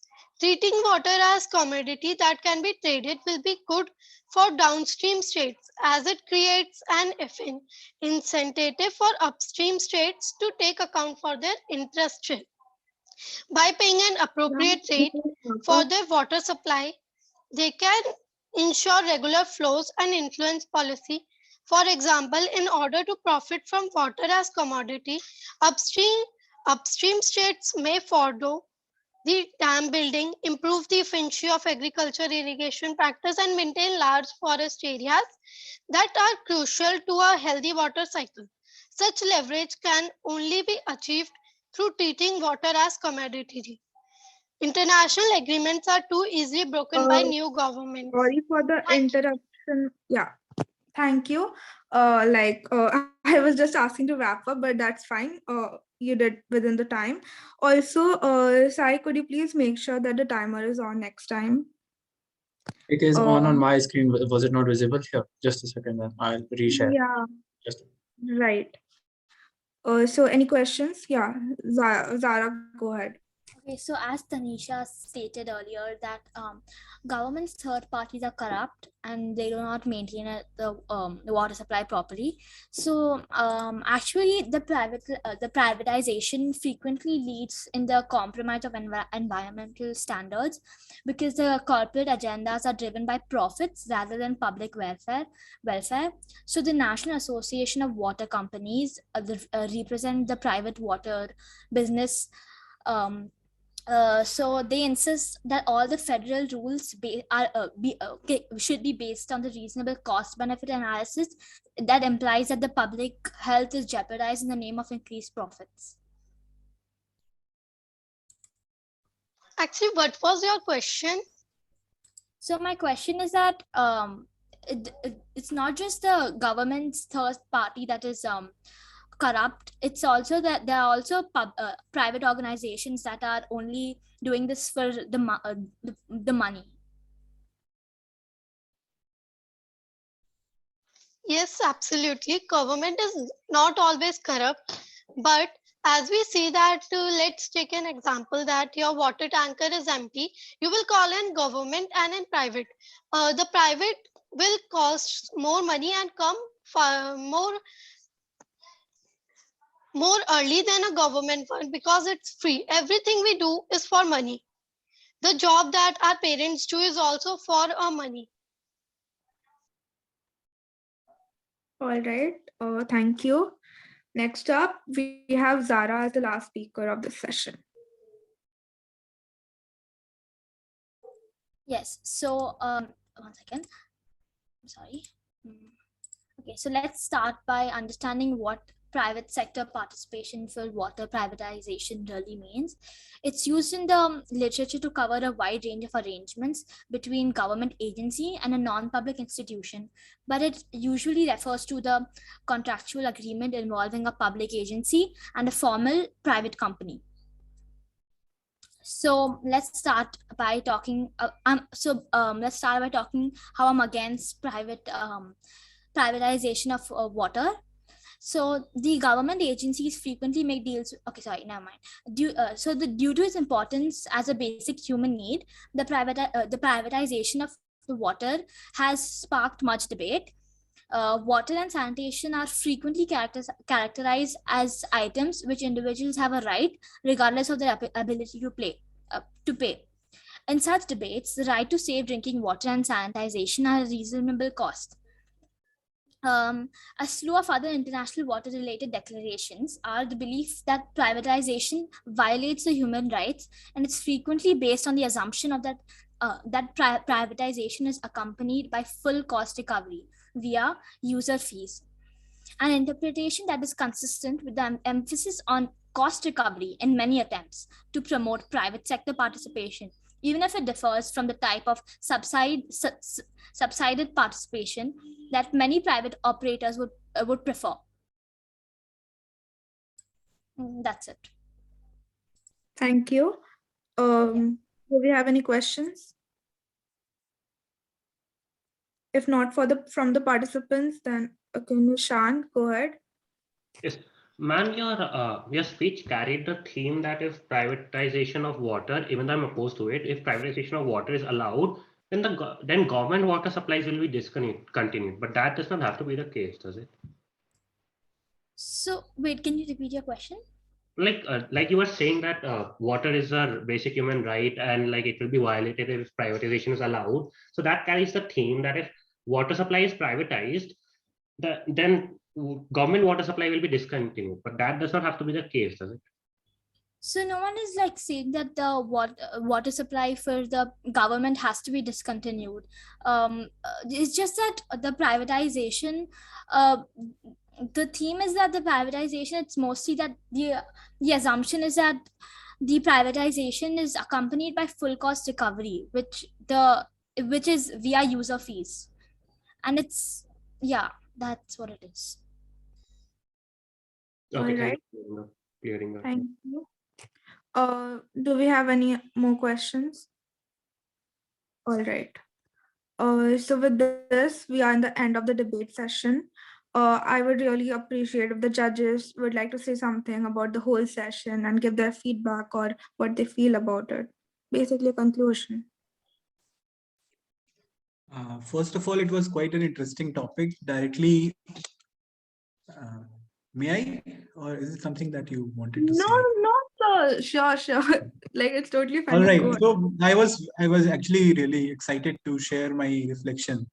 So I'm really glad to see young minds, analyzing things in such a nice manner, and they have done proper research. Most of them, they have, really read, studied, consulted people, and then they have come here. They've shared their views. And actually, it's a dilemma, whether to go with the private or to go with the government. But most of them, they had their points ready, and they were aware of the other side also. So I would say that this was quite an opportunity. I am quite sure that they must have learned through the process, also from their peer group. So, against the agenda of privatization of water. So let's understand what privatization of water means. It is allotment of some. Also very astounded by everything that the participants today presented, and I was especially impressed by the structure of that every participant followed for their 3 minutes, and I think hardly anyone overshot above the limit. So that was nice, and you appreciated your participants' inputs as well while speaking on your topic. And through this debate, as Robin also mentioned, that we learned that there are good points on both the sides. So going forward, we could learn to appreciate what the opponent is saying, and also try to come at a consensus through it. And that is something that was the ancient Purva Paksha debate format that was followed in India. And I think that is what could be the biggest takeaway of the session. And and in any case, commoditization and privatization of water, that is one thing. If the public sector works on it by itself, then it can't be unchecked. And then again, for the private sector, if it works on it, if it's given to that sector, then it again cannot go unchecked. So there are pros and cons everywhere, but I think this was a really eye-opening session for me as well. So congratulations for the team and for the VONG team for organizing this as well. And I'm quite glad that nobody said that water is not important. So it was just about how to manage it, right? Right. The ownership and management of it was the highlight. Yeah. Thank you so much, ma'am. It was a pleasure to have you all here. And yeah, we really, to be honest, I personally enjoyed the debate and everyone keeping their points. And the thing that I appreciate the most is that they just got, 15 to 20 minutes to prepare and everything. And they didn't even know that whether they are supposed to speak against or for the topic. And that's really great that you guys pulled it off everything so well. And also, if any of you felt that there was a lack of recognition that you faced while questioning or something like that, then you can share your experience as well. Because I and Sai tried our best to recognize each and everyone whenever you guys raise your hands. So you have something to say? Please go ahead. Yeah, once everyone's done, Sai. Sure. Please go ahead. Anybody has any feedback or anything like that? They felt that we need to know. Actually, I think that during the questioning time, I think that should be a bit longer, and like cross talking should be allowed, like as a proper debate. That would be a better discussion, like a more heated discussion. Yes, Nishant. So I'll just explain our reasoning behind that. I completely understand you wanting to get a clarity on your question, sometimes wanting to, go after the candidate and get the answer that you are looking for, perhaps. But the thing is, within debates like this, so those kind of things are usually kept for a round like say group discussion where we want you to go into detail and engross with each other, talk about it, and then get to it. But when you have given such a short duration for your topic, and then you have given a stance that you have not chosen but you have been given to speak on this, we allow the questioning to be short, and we allow the other person to have the freedom to answer it as he may seem fit. So I completely understand you wanting to debate more about it and discuss more about it, but and also because of the time constraint, we restricted the questioning to just one statement and then an answer. Yes, I'll just say give my view. No, it's perfect. I understand your opinion and thank you for that. Yes, sir. Right. And next time we will be keeping this on mind. What we can do is actually, have a chat option of the POIs, like the questions, where you can follow up, use the follow-ups in the chat itself without, you don't have to unmute for it. So that can be done the next time. We are noting all the points that you have. So if anyone has any feedbacks, positive, negative, anything. Okay, so if nobody has anything else to add, I will let Sir take the floor now. He wanted to add something. Yeah, so one, I wanted to say, I really had a really good time listening to all of you. This was conducted extremely well, designed, planned. The entire event has been done at a very short notice. And the quality of participation we've had has been extremely good. The judges, their comments, and I'm also seeing all the hard work that they're putting in. So it's absolutely commendable. Having said that, I would also say I take Nishant's point forward, and this is also a feeling I have that this is a drawback, I think, of these kinds of formats, of a debating format, which is to be done in 3 minutes with 1 minute of feedback, that many times we are not able to come up with, we are not able to evolve as much. It's more about somewhere trying to say, you haven't understood that, or you're not building upon somebody's point here. That's not the opportunity we are getting to do here, and that's something we would like to do. This is a feeling I've had, and as part of the VONG movement itself, we are going to be doing different kinds of formats wherein we are actually able to build on our understanding and knowledge and evolve. I think debates and discussions are very good for people who want to win a competition, but I think we want to go beyond the competition of how you're speaking or how you're winning something. And I think are you really growing in your understanding? And that's the key question I would like to ask everybody here. Did that happen? I think we can do a much better job of that. For example, the very question of whether water should be commoditized or not. Have we increased in our understanding beyond the research we did, or beyond the side that we took in the first place? Have we understood the other side? Do we understand the complexity of this issue any better? So I think at this stage of whatever we have been exposed to growing up, our perspective is limited. We understand limited examples. We know from whatever we have read. We have not experienced much of it. We've not seen very many parallels. So that's where we come from many times. But if we've had an opportunity to go into a detailed understanding, respecting the other person's point of view, rather than being ready to rebut, which is sometimes what we get into the mode of, we would be able to evolve in our understanding much better. That's what I would, like us to have as a format going forward. And that is my learning. There's a lot more to this. I mean, I want to share about my views of privatization versus this, but this would not be the right forum. We'd probably take this discussion in another forum, in a different format. Thank you. Thank you, sir.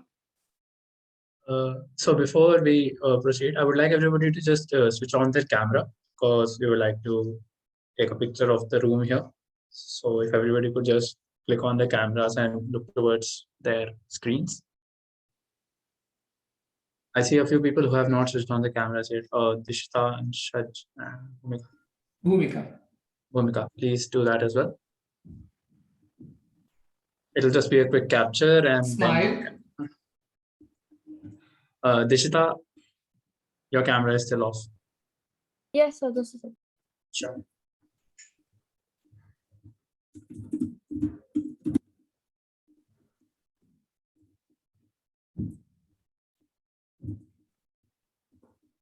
All right. So three. Just a second.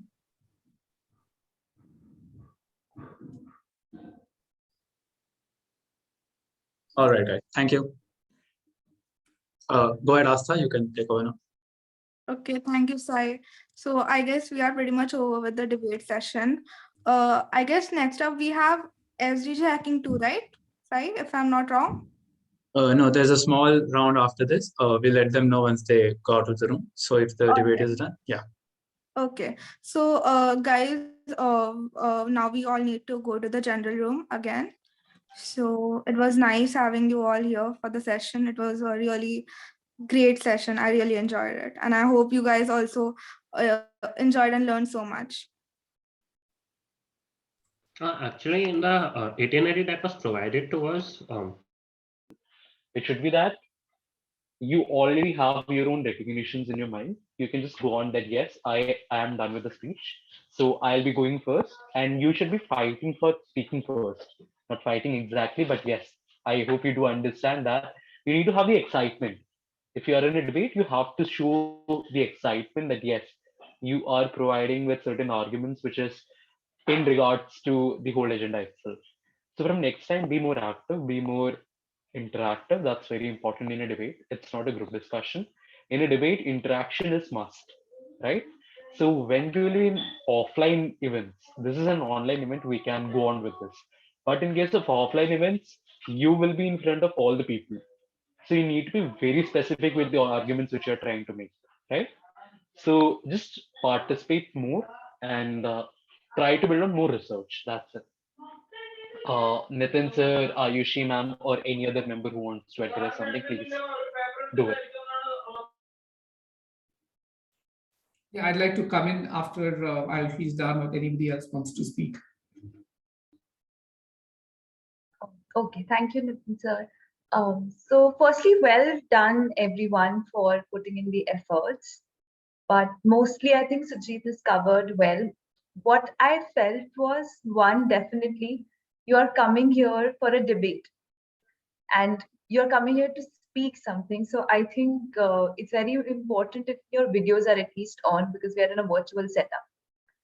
What that does is that shows your expressions and it adds to the impact and the effectiveness that your speech will have, right? It tells what expressions you have. So that tells how much connected you are with what you're speaking, how well you know what you're speaking, and all of that just adds on. Another thing is, like Sujit already mentioned, it's important you back up what you say. You cannot be saying in a debate that I think this. You can state once a while that this is a statement which is personally your opinion, but even then have some backup to it. Give examples, give research that, you know, this is the data I read and this is why I think so. These are the examples. And solutions always. If you can add solutions that, you know, recognize a problem with whatever the topic is, whether you are for it, against it, recognize a problem with it and then give a solution after the examples. It adds great value to your speech. So I usually tell these things that examples, emotions, expressions, effectiveness, these things really help your speech and you should try to cover these things. And if you're well researched, you know your topic well, the emotions, effectiveness, that automatically enhances. So be thorough with the topic. In interjections also, you'll be able to answer better if you're better prepared with the research, right? And yeah, I think that's from my end. So over to you. Thank you. I really enjoyed all the discussions today, all the comments that came about, all the arguments that were put forth. I know the time that was given to you on the topic was limited. I think a lot of what you shared was based on whatever you had learned in the past, and you didn't have much time to do fresh research. the judges put in great effort in giving the comments, in analyzing what you had to say, giving you constructive feedback, and I'm sure that will all be of great use.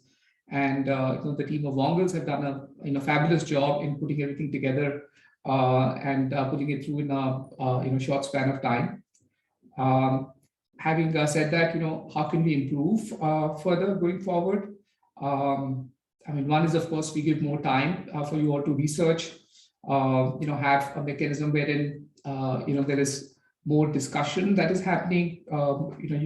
So I think for me, the success of such a thing would be when whatever idea you had come with in the first place, how that has expanded, and how you've understood more about it, not just in favor of what you had spoken, but also, against it. So then, your argument becomes sharper. You understand, your side better. But honestly, debate is a format where it is hard, for it to happen, because you're always in a mode to defend your point, and you are listening so that you can rebut it, and not that you understand it. I want to discuss this particular topic, which is actually very, very interesting. It's not just a debate topic. If you see, all the topics that we are doing here are not for the sake of building your confidence or your public speaking skills or anything, but it's more that you actually understand these issues deeper. And I'm not sure how successful we have been in that regard in this particular format. So we would like to continue to discuss this topic going forward in some other format, whether it's GD or something else. We'll think about that. But that's one of our goals in VONG. We want to help students develop a deeper understanding of these issues and be able to talk about it confidently to others. Again, not with the point of view of winning an argument, but actually understanding all the facets and knowing what should be done, knowing all aspects of it, being able to test all aspects of, what's fact, what's fiction, what's superficial and what's deep. I feel that, I have a lot to share as well on this topic, but this is not the right format to share, not the right place, not the right time. So we'll find some ways to, have a discussion where you start from a particular level, build your understanding, deeper about it, and then speak from there. Then the level of discussion and discourse will also be different, I feel. But I really had a good time. Thank you so very much. I just also wanted to add that I think it's a very important point that Nitin sir mentioned. And in the beginning, I also asked all of you that listening is very important. So I also really think that you're going back with more information and more awareness about the topic than you came here for. And I especially want to thank Priyansh for coming in between. Priyansh, right? Yeah, for coming in between and just adding value to the discussion, since it was getting one-sided, and all the questions that Nitin sir brought in between. I think all of that just added more value to the subject, which is what the purpose should be. So thank you, Nitin sir, Priyansh, and the team for doing that. Thank you so much, Aishi. All right. I think the other room is already dispersed. Priyansh, what do we do next? Are the judges to continue, or could I just take over? Yes, I'll do it. So the breakout rooms will be ending soon. So it's requested to each and every one of you to please move to the main session. In case you don't know how to move to the main session, you will see a blue button on the right bottom corner of the screen which says leave meeting. You can click on it and you can see the option leave.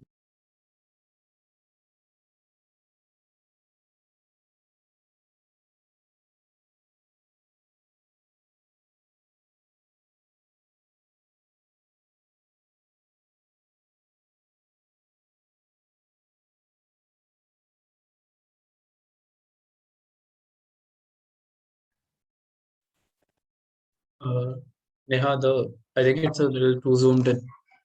Yeah.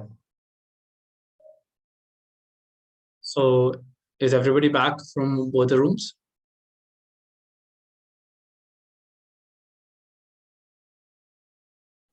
Yes, sir. We can close the breakout rooms now. Very well. Okay, so first of all, guys, please have a look at the official leaderboard now, which has been updated after including the SDG hacking round as well. SDG hacking 1. So this is the updated leaderboard, and then she'll proceed forward as well. Yeah. This will be posted on our Twitter account as well as Instagram account. So if you want to check out the whole leaderboard, please do so from there as well.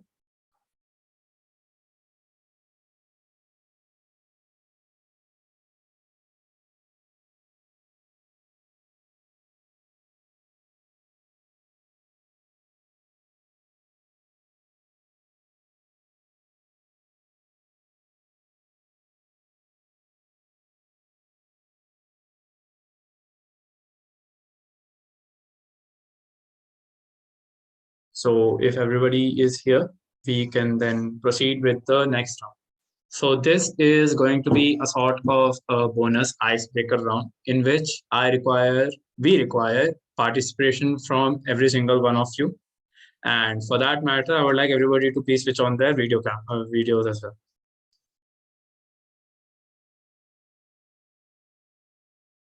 So, but at 4 there was nothing, right? I'm sorry. Like after 4 o'clock there was nothing, right? Okay, this is for everybody again. Because you guys were very hungry and wanted a break at 1 o'clock till 2 for your lunches, etc., which we did not plan for. We wanted to give you that break at 4 according to our itinerary. So the 4 to 5 break was shifted from 4 to 5 to 1 to 2. And now the itinerary has been shifted a little forward because of it. No Hope lunch that's break. खाना कैसे खाते हैं? 1 to 2, you had your lunches and everything, right? So now we are going to proceed with the rest of the events like that. Okay. Does that clear it up? Could everybody please switch on the cameras? That would be great.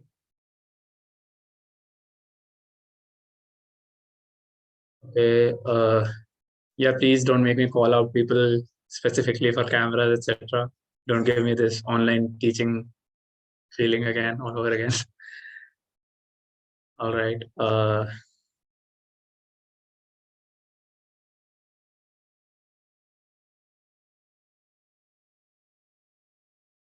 Ananya, Chan, please switch on the cameras.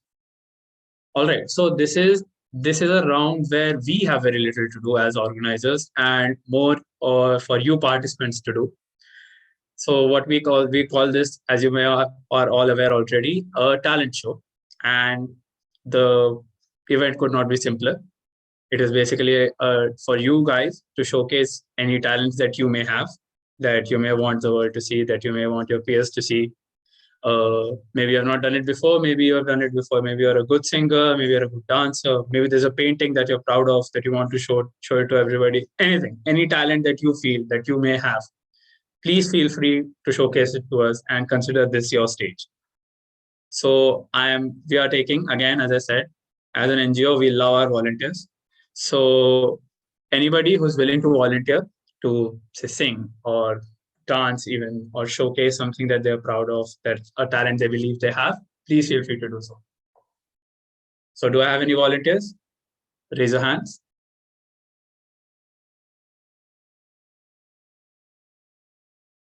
All right, Zara, I have the first hand, then we'll go with Kauri, and then we'll go with Sushil.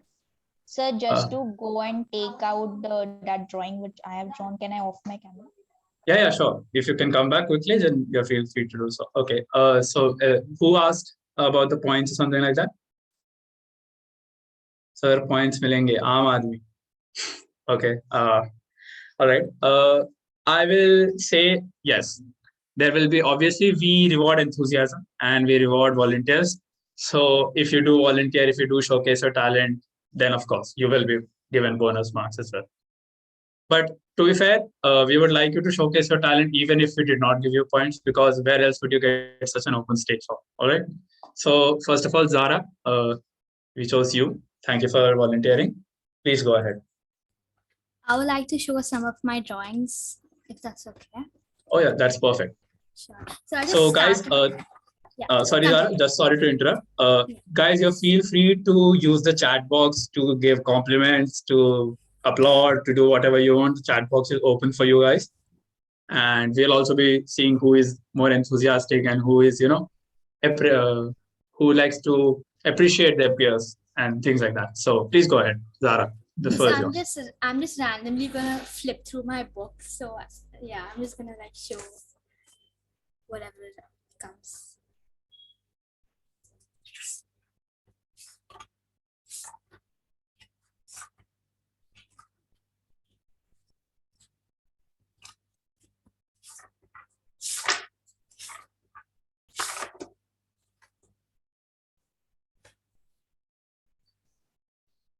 Okay, I'll slow down. I'm sorry.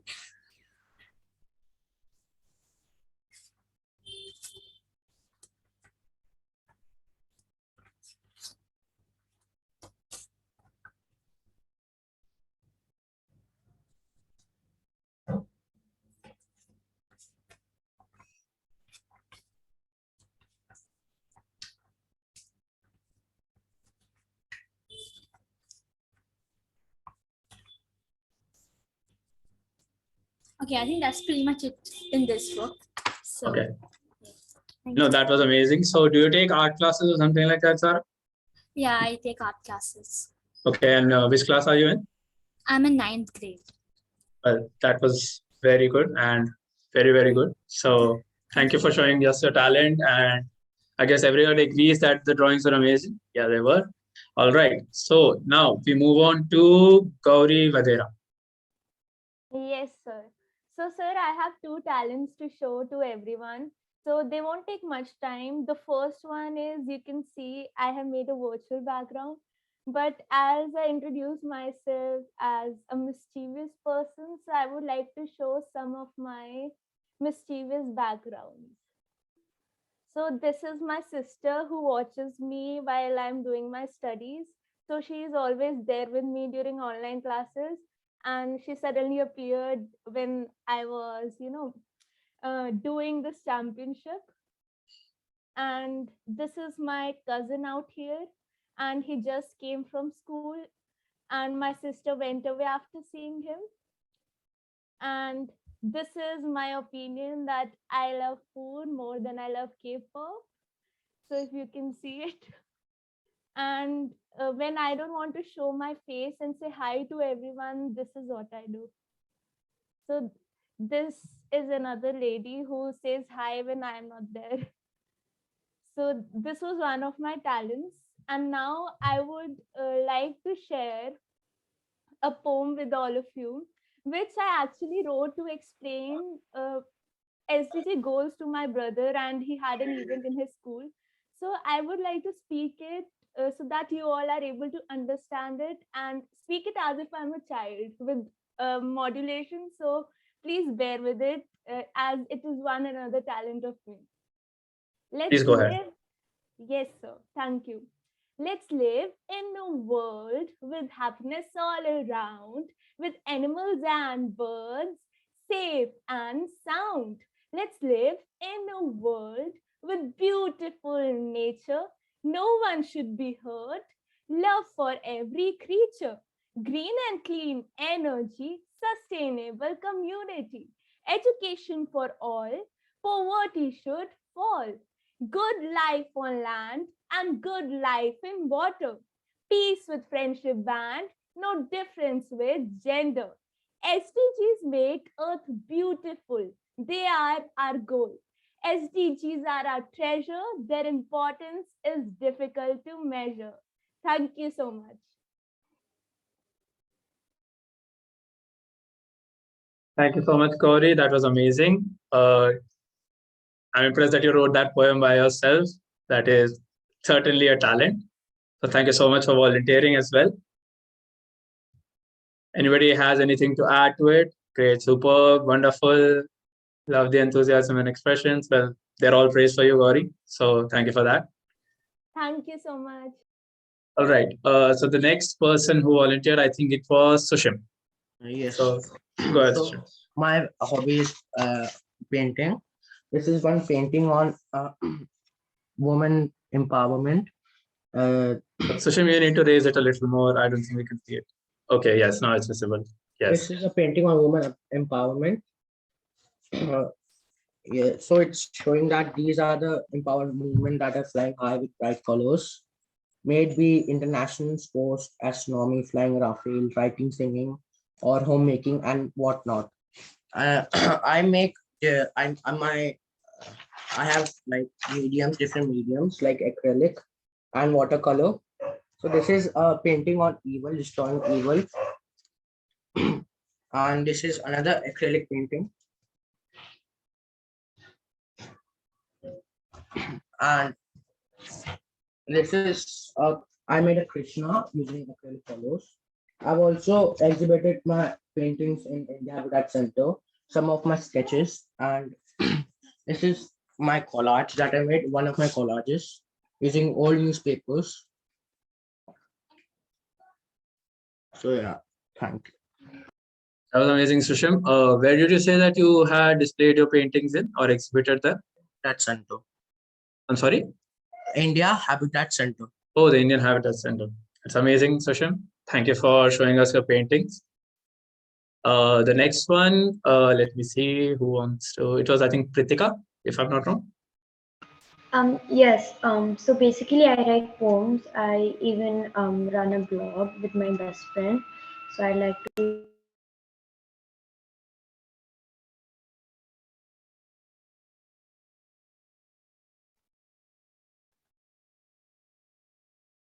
Hello. Kritika, you are on mute. Yeah, you've been muted, Pritika.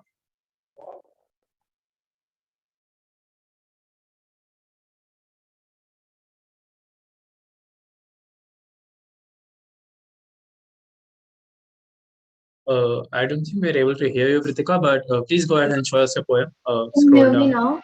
Yeah, we can hear you now. Yes. Yes. So this is one of my best poems. It even got published in the Hindustan Times newspaper. So yes, I will read it out for everyone. Humanity isn't a race. It's not a person or a place. Humanity is for endless care. Humanity is for joy to share. Humanity is mankind, which nowadays you can rarely find. No one cares for anyone, they just care for themselves. Stop being so selfish, at least don't lie to yourself. You see people struggling, just go and help them. You will see people praising your deeds like a precious gem. Why this threatening? Why these wars? If you respect yourself, stop breaking the laws. We can't do anything unless we are together. If this happens, we won't be able to do anything ever. Just think before you act, or else bear the impact. Once a while, just relax and think deep inside your soul. Is it your half or is it your whole? I leave you with this question. Are you really pure? If you are pure, then leave this humanity safe and secure. Thank you. Thank you so much, Pritika. That was a very good poem indeed. I think it would be great if everybody checked out her blog as well. It seems that they're filled with poems as good as these. Next is Isha Pagarik. Please go ahead. So hello everyone. So actually I've made some drawings, like only two drawings I'm showing you right now, which I have won for. So this is the one which is for climate change. Here we can see that earth is crying with lots of rain, and here we can see that earth is like very sad because everywhere is dryness. So basically this is the drawing on climate change which I have made. And for the thing, I'll tell you all that in my 8th grade, I have received D grade for my drawing. And these are my drawings for 9th standard. So that's why I thought to show it to you all. And my one talent which I have is like I am the one, like I like motivating people, and I really like sharing my thoughts. And if because of me someone is getting getting through their life, means getting some good lessons, so I like it very much. So I think now I would like to only speak few lines about the climate is changing a lot during this currently. So I would like to request you all, climate change, it is not just we will keep the status and tell everyone that climate is changing a lot, but we ourselves should start, from ourselves, that suppose the thing which we can take, the measures which we ourselves can take, we should start taking all those measures, because even Gandhiji had started with himself. He was the one who started something, and all the campaigns were successful, not all, but yes. So the main thing is starting with ourselves first. So uh, I request everyone to take preventive measures about the climate change. Thank you. Thank you so much, Isha. Before we move on to the next volunteer, are there any volunteers who are going to sing for us, just to change the beat a little for this event? Anybody who wants to sing, they can just unmute and go ahead. No singers here? No music enthusiasts? All right. There are lots of hand raised. No, I know, but no, I do. I know that, but I was just hoping someone among those who raised their hands was a singer. Okay. All right. So we'll move on then to Cheshta. Cheshta Sharma. So I have some sketches which I have made. Please go ahead.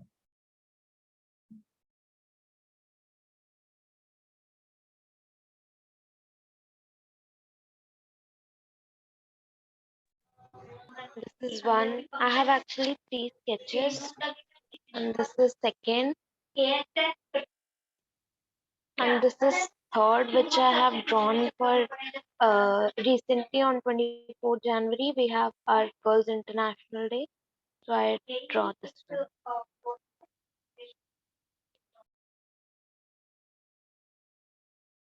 That is very nice, Cheshta. Thank you for showing us the sketches. Next, we have Srishti Bhatia. Hi. So I'm more of like cartoonist. You can see it on my wall.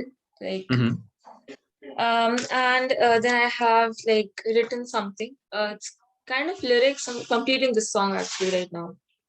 It's not finished. It's the first draft. So okay. I had a dream last night that you were by my side, smiling like a fool. Wasn't old school. Come and make this dream come true. Let the coffee brew and sit under the sky blue. So come hug me tight and never leave my side. That's it. Well, we hope you complete that song and we can hear it somewhere then, Srishti. Thank you. I'll be like uploading this song. I'm planning. Yeah, after Well, that's good then. Very well. We'll hope we can hear it somewhere. Where will you be uploading this? Do you have a YouTube account or something like that? No, sir. Actually, I'm just started writing songs. I found my interest in it, so started. I'll be planning to do it next year, like next year or in the coming years. All right. Well, best of luck with that, Srishti. So next we have Bhumika. So I like to do creative things at home. I like to make 3D things. Like I had made this image of Go Green and Go Clean.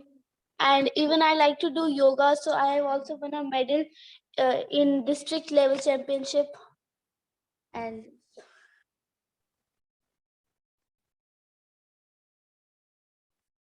Okay. Thank you, Bhumika. That does look good. Was that a 3D drawing that you showed us, right? yes. Yes. Okay. New headstand. So thank you, Bhumika, for that. It does look good. What's written above there, Acha? Is there something written above "Go Clean" that we cannot see? Ah, yes. Go green, go clean. Okay, that does look good, Bhumika. Thank you so much. Next, we have who's raising their hands. Let's go with Akshat. Yeah, so I basically just raised my hand to ask a question to you, like how can I right now I can't showcase my talent. Like I play the drums, I'm a grade 6 drummer and playing drums from the last 3 years. So I really can't showcase that right now. Do you have the drums in the room that you're sitting in right now? No, I'm right now at my second home for this weekend. Like I'm out of my place. I live in Delhi, but right now I'm in the outskirts. So Do right you have now a I don't video? have that as Do you well. have a video of yours playing or something like that? I this is my laptop and I have videos on my phone, so I can't do that as well right now. If Well, you get it. while we circle back to you, maybe you can procure one and share your screen and show it if you want to showcase your drumming talent or something like that. Look Okay, into it. I'll Yeah, check. I'll check to it. Okay. sure, sure. Please look into it. All right. Keep your hand raised so that I know that I have to call you later. Okay. Then we will move on in the meanwhile to, let's see, Avishi.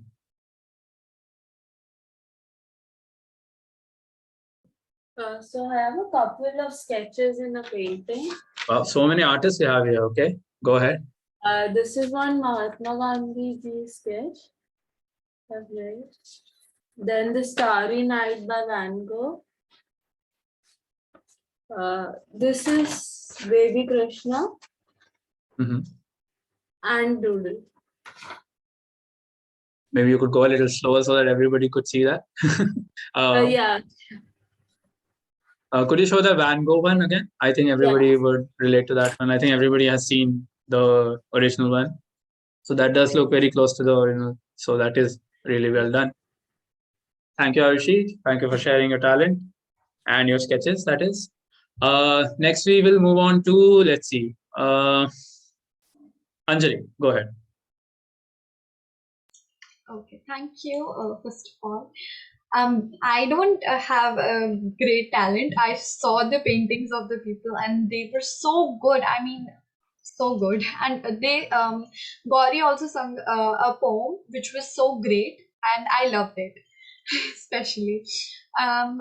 So my first talent is, of course, in athletics. I can call myself an athlete, and my second talent is maybe doing these types of things. I love to decor my home with my parents, but and yeah, things to decor the house. I basically I have also done things like to waste out of best out of waste. I have made many things, but I can't show them right now.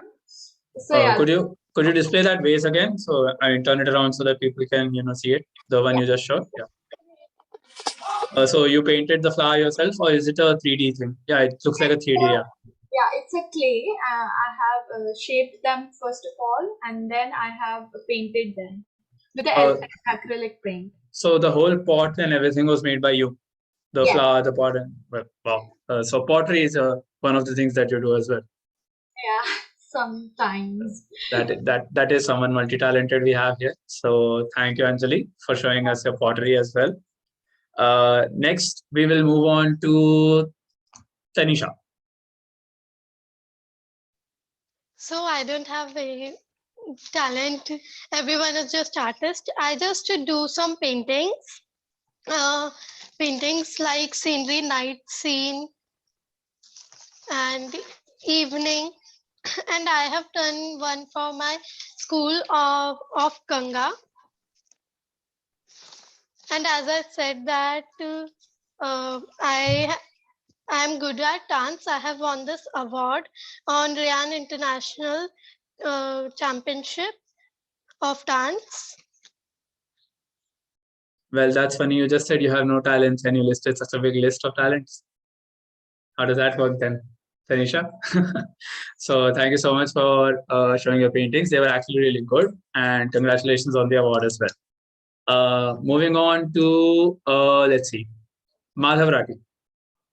Those who have been recognized, could you please lower your hands so that I know that I don't have to call your name. Who wanted to? Sorry. Go ahead, Sushim. Maybe after Madhav is done, I just recognized him. So, sure. Is my voice glitching? Not really. It's fine right now. It's fine. So I also don't have great talents, but I'm sort of good with words. So I wrote this poem on Republic Day. Let me share screen. Or you want me to sing? Go ahead. You can do anything you want, Madhav. So if you want to sing, I will actually encourage it. If you want to rap, even the floor is yours. To be very honest with you guys. Okay, go ahead. I'm sharing the screen. Yeah. This was the poem. Okay, so you wrote a poem. Could you read it out for everybody as well? Yeah. Who created the Constitution? Was it Dr. B.R. Ambedkar? Was it Constituent Assembly? Or were they the people of India, the strength, the war? Who amends the Constitution? Is it the President? Is it the Parliament? Or are they the people of India, the strength, the war? Are we here to celebrate that the Constitution was made, a tribute to Constitution? Or are we here to showcase the power of people of India, the strength, the war? Thank you. All right. Thank you, Madhav, for that poem. There are a lot of requests for raps. So if there is a rapper among us, the audience would be pleased to hear you out. So is there a hidden rapper among this bunch of people I see here? Anybody willing to take up a rap? Maybe you may not rap regularly, but you could rap for someone here. No? All right. So we move on to, let's see, Dishita. Did I recognize you before? No, I did not. Please go ahead. I don't have a special talent. I usually dance. I have a trophy for academics, but I'm gonna read a poem which I wrote. So it's a poem. I just wrote it randomly on live. So I'm gonna read it out. Life is not just night and day. It's what we do and say. Don't keep your emotions at bay. Don't follow others. Make your own way. Make yourself happy, not sad, not upset, but glad. Crying is not bad, but it's better to be happy, not mad. Don't fight, there's no need to bring a knife. Be a shining light, love yourself, love your life. Thank you. Thank you, Dishita. Madhav, if you want to try rapping, you are free to do so. We are not forcing you, really. If you're comfortable, if you want to do it, please feel free. Do you want to, Madhav? Okay. Thank you, Dishita. The poem was amazing. You said you wrote it live? Yeah. Right now?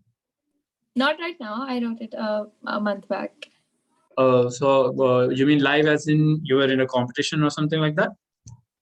No, not live, life. Like. Aha, okay. Got it. Okay, thank you so much, Dishita. Next, we move on to Navya.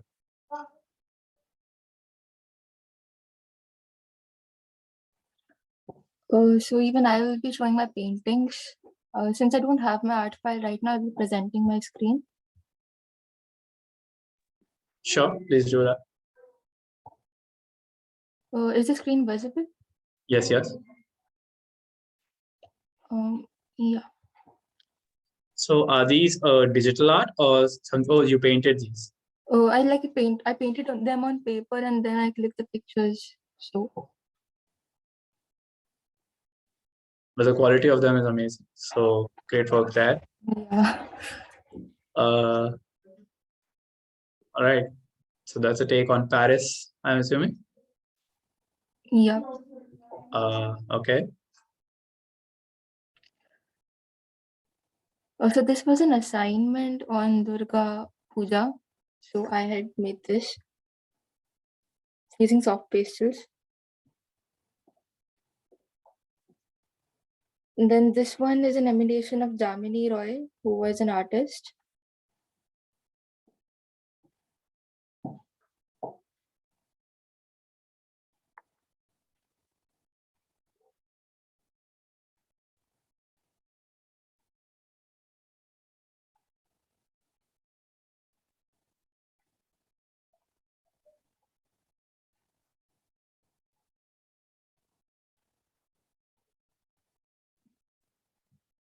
So I have to ask Navin this one. What does the bald eagle signify here?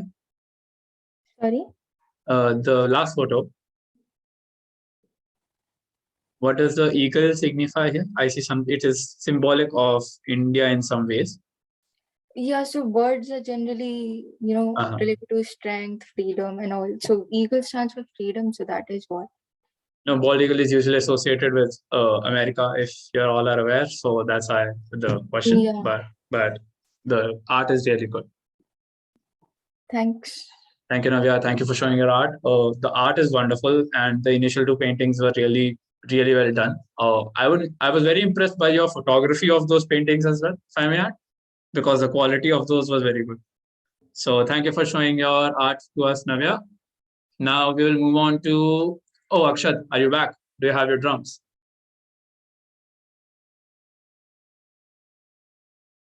Akshat, you're muted.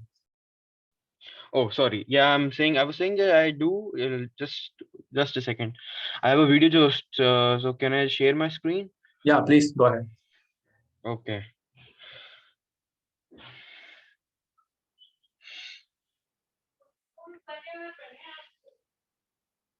Is it visible? Yes, yes. Okay. 1 second. So I'm just giving a little backdrop. This was my video from when I was in class 6th, and with my previous school, Modern DPS Greater Faridabad, and so this was my video. I think you're not able to hear the video. Is it audible? Yeah, it's audible now. Thank you. Okay.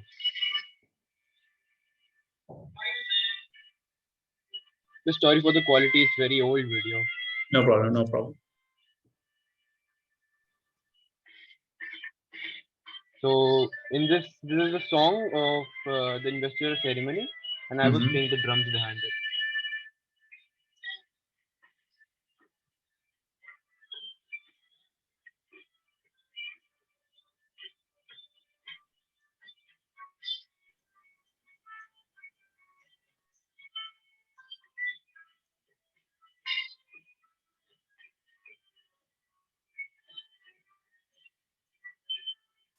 So if anybody can hear the song, I would ask a question for everybody to recognize it.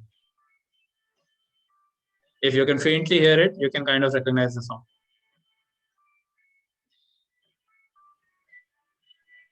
All right. No volunteers to answer that. Okay. Thank you. Thank you, Akshat. The sound was a little feeble, but we have proof that you are indeed a drummer and that you are not lying to us. Yeah, and just So- one more thing, like no one needs to underestimate my talent because it's just a school orchestra and we have to be simple in that. But at my home, I'm having my individual drum set, and I play rock drum set, and my genre is metal, the metal and rock music. So I play a very harsh drum set. This was a very light beat, and that's what I showed you. Don't worry, Akshan. Nobody is underestimating your talents here. It's only a pity that we could not see a video of your proper drumming or something like that, because we would have loved to have seen it. But don't worry, we completely agree with you that if you say that you're a proper drummer, we believe that you're a proper drummer. Don't worry about it. Okay, so Okay. I saw people here saying they have a guitar or something. Does anybody want to play it now? The people with a guitar, people with a flute, even. Dishita, do you want to play your guitar? And I think it was Gauri who said she had a flute. Dishita, do you want to play? Not right now. Okay, no problem. The flute, I think it was Gauri with the flute. Yes, it was me with the flute. Do you want to play it? Yes. So I had a short piece from Teri Hai Zameen. So I don't know if the flute will be audible or not, and I'll try playing it. Could you switch on the video as well? Yes, just a Yeah, minute. go ahead.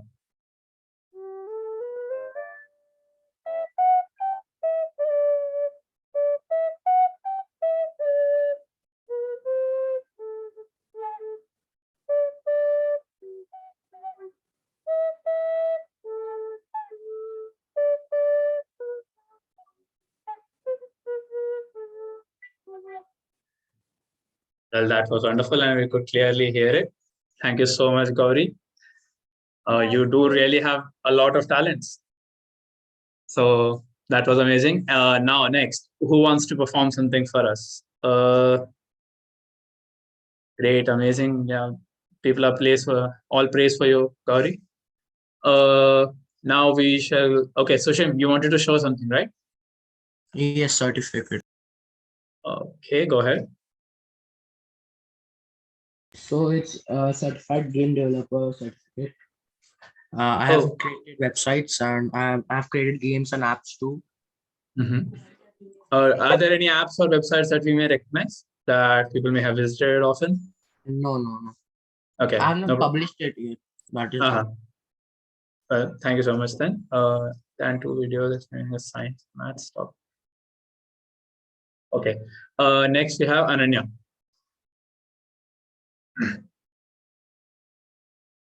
Ananya Sat, you had your hand raised. I have a blog, YouTube channel. I have to. I'm sorry, your voice is lagging. Am I now? So sorry, but your voice seems to be cracking. Can anybody else hear her clearly? No, same case this side. Breaking.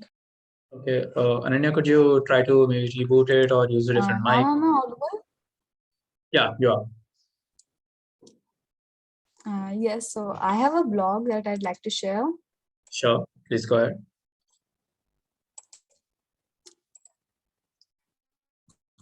This is my blog articles. I'd like to read out one of the poem.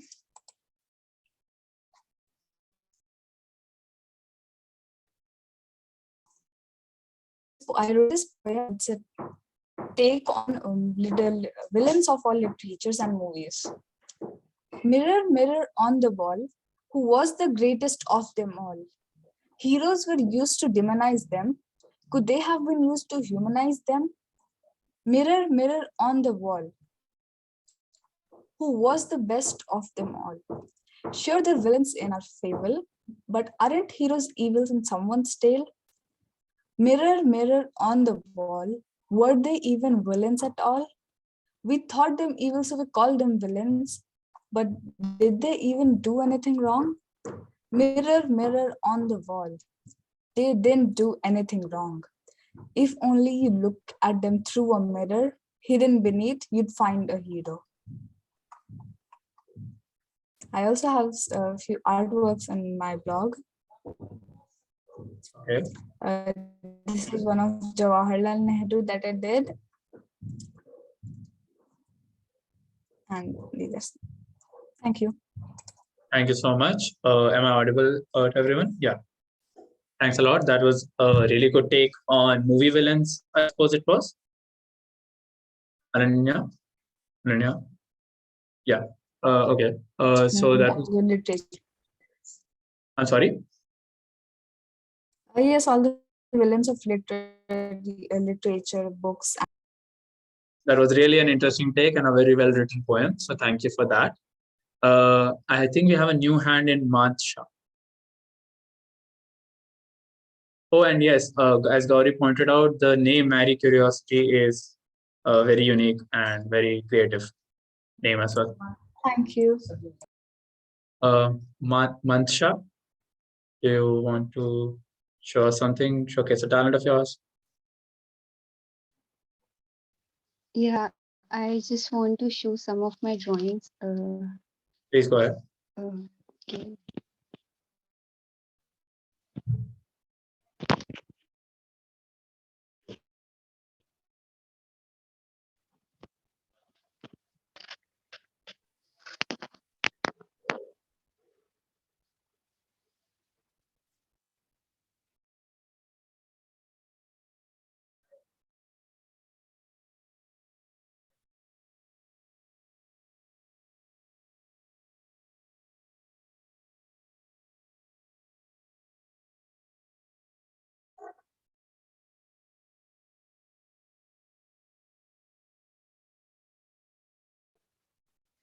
Actually, there's some problem with the camera, like it's not opening.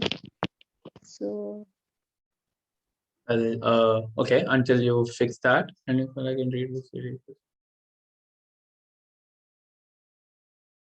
Okay, next, then until you can maybe fix a camera or something, Nuba, please go ahead.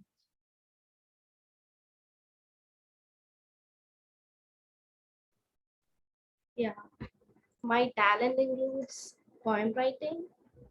So it is in my native language, Malayalam. One of my poems. I want to recite it. I think you guys will not understand that. Okay, so you're a poem writer. Yeah, in my native language, Malayalam. Okay, good to know that, Nova. Thank you for sharing that with us. All right, guys. So it's almost 5 o'clock. We will let you guys take a break now, and you guys can return at around 5:30. Okay, 5:30, 5:45, because we have a small, announcement for them, announcement for all of you. And after that, we have the SDG Hacking 2. That will be the, I think, the last event for today, for day 1. All right. So come back by 5:45 and 6 o'clock, and then we shall proceed. You guys can take a break until then. Sai, keep it till 6. Like everybody Okay. can. All right. Come back by 6, friends. We'll start with our SDG Hacking 2 then. The SDG hacking, how much time will it take? Yeah. Yeah. So it would be expected to be over by 7:30 maximum. Okay, After that, you will be done for the day, and then we'll have day 2. Okay, because the schedule they have sent, it was written till 10. That's why I was asking. Yeah, but like I believe it'll be really exhaustive for like everybody, and like yeah, so that's why we'll reduce it till 7:30. Okay, thank you. Yeah, but kindly everybody join by 6 sharp so that we can begin it immediately. So we can leave now. You can leave, but you'll have to join the same link by 6. Okay, sure. And one more thing in the itinerary we got yesterday, one more thing was given, like the announcement of something. So it's, So that is the announcement of Talk 25. So don't worry about it. When you come back, we'll go through the remaining events for this day then. Okay. This is a break for you guys till 6 o'clock. So relax and just come back recharged at 6 o'clock. Okay. Okay, guys. Thank you. Thank you. Thank you, sir. Bye, sir. Thank you. So should we leave the meeting or we have to stay in the meeting? It is completely your choice. If you don't want to rejoin and go through that again, you can stay here and then have your break. Or if you want to, if you can, join the same link again, you can leave as well. Completely. Okay. But just make sure that everybody comes by 6 so that we can immediately start the SDG hacking 2. Thank you. Okay.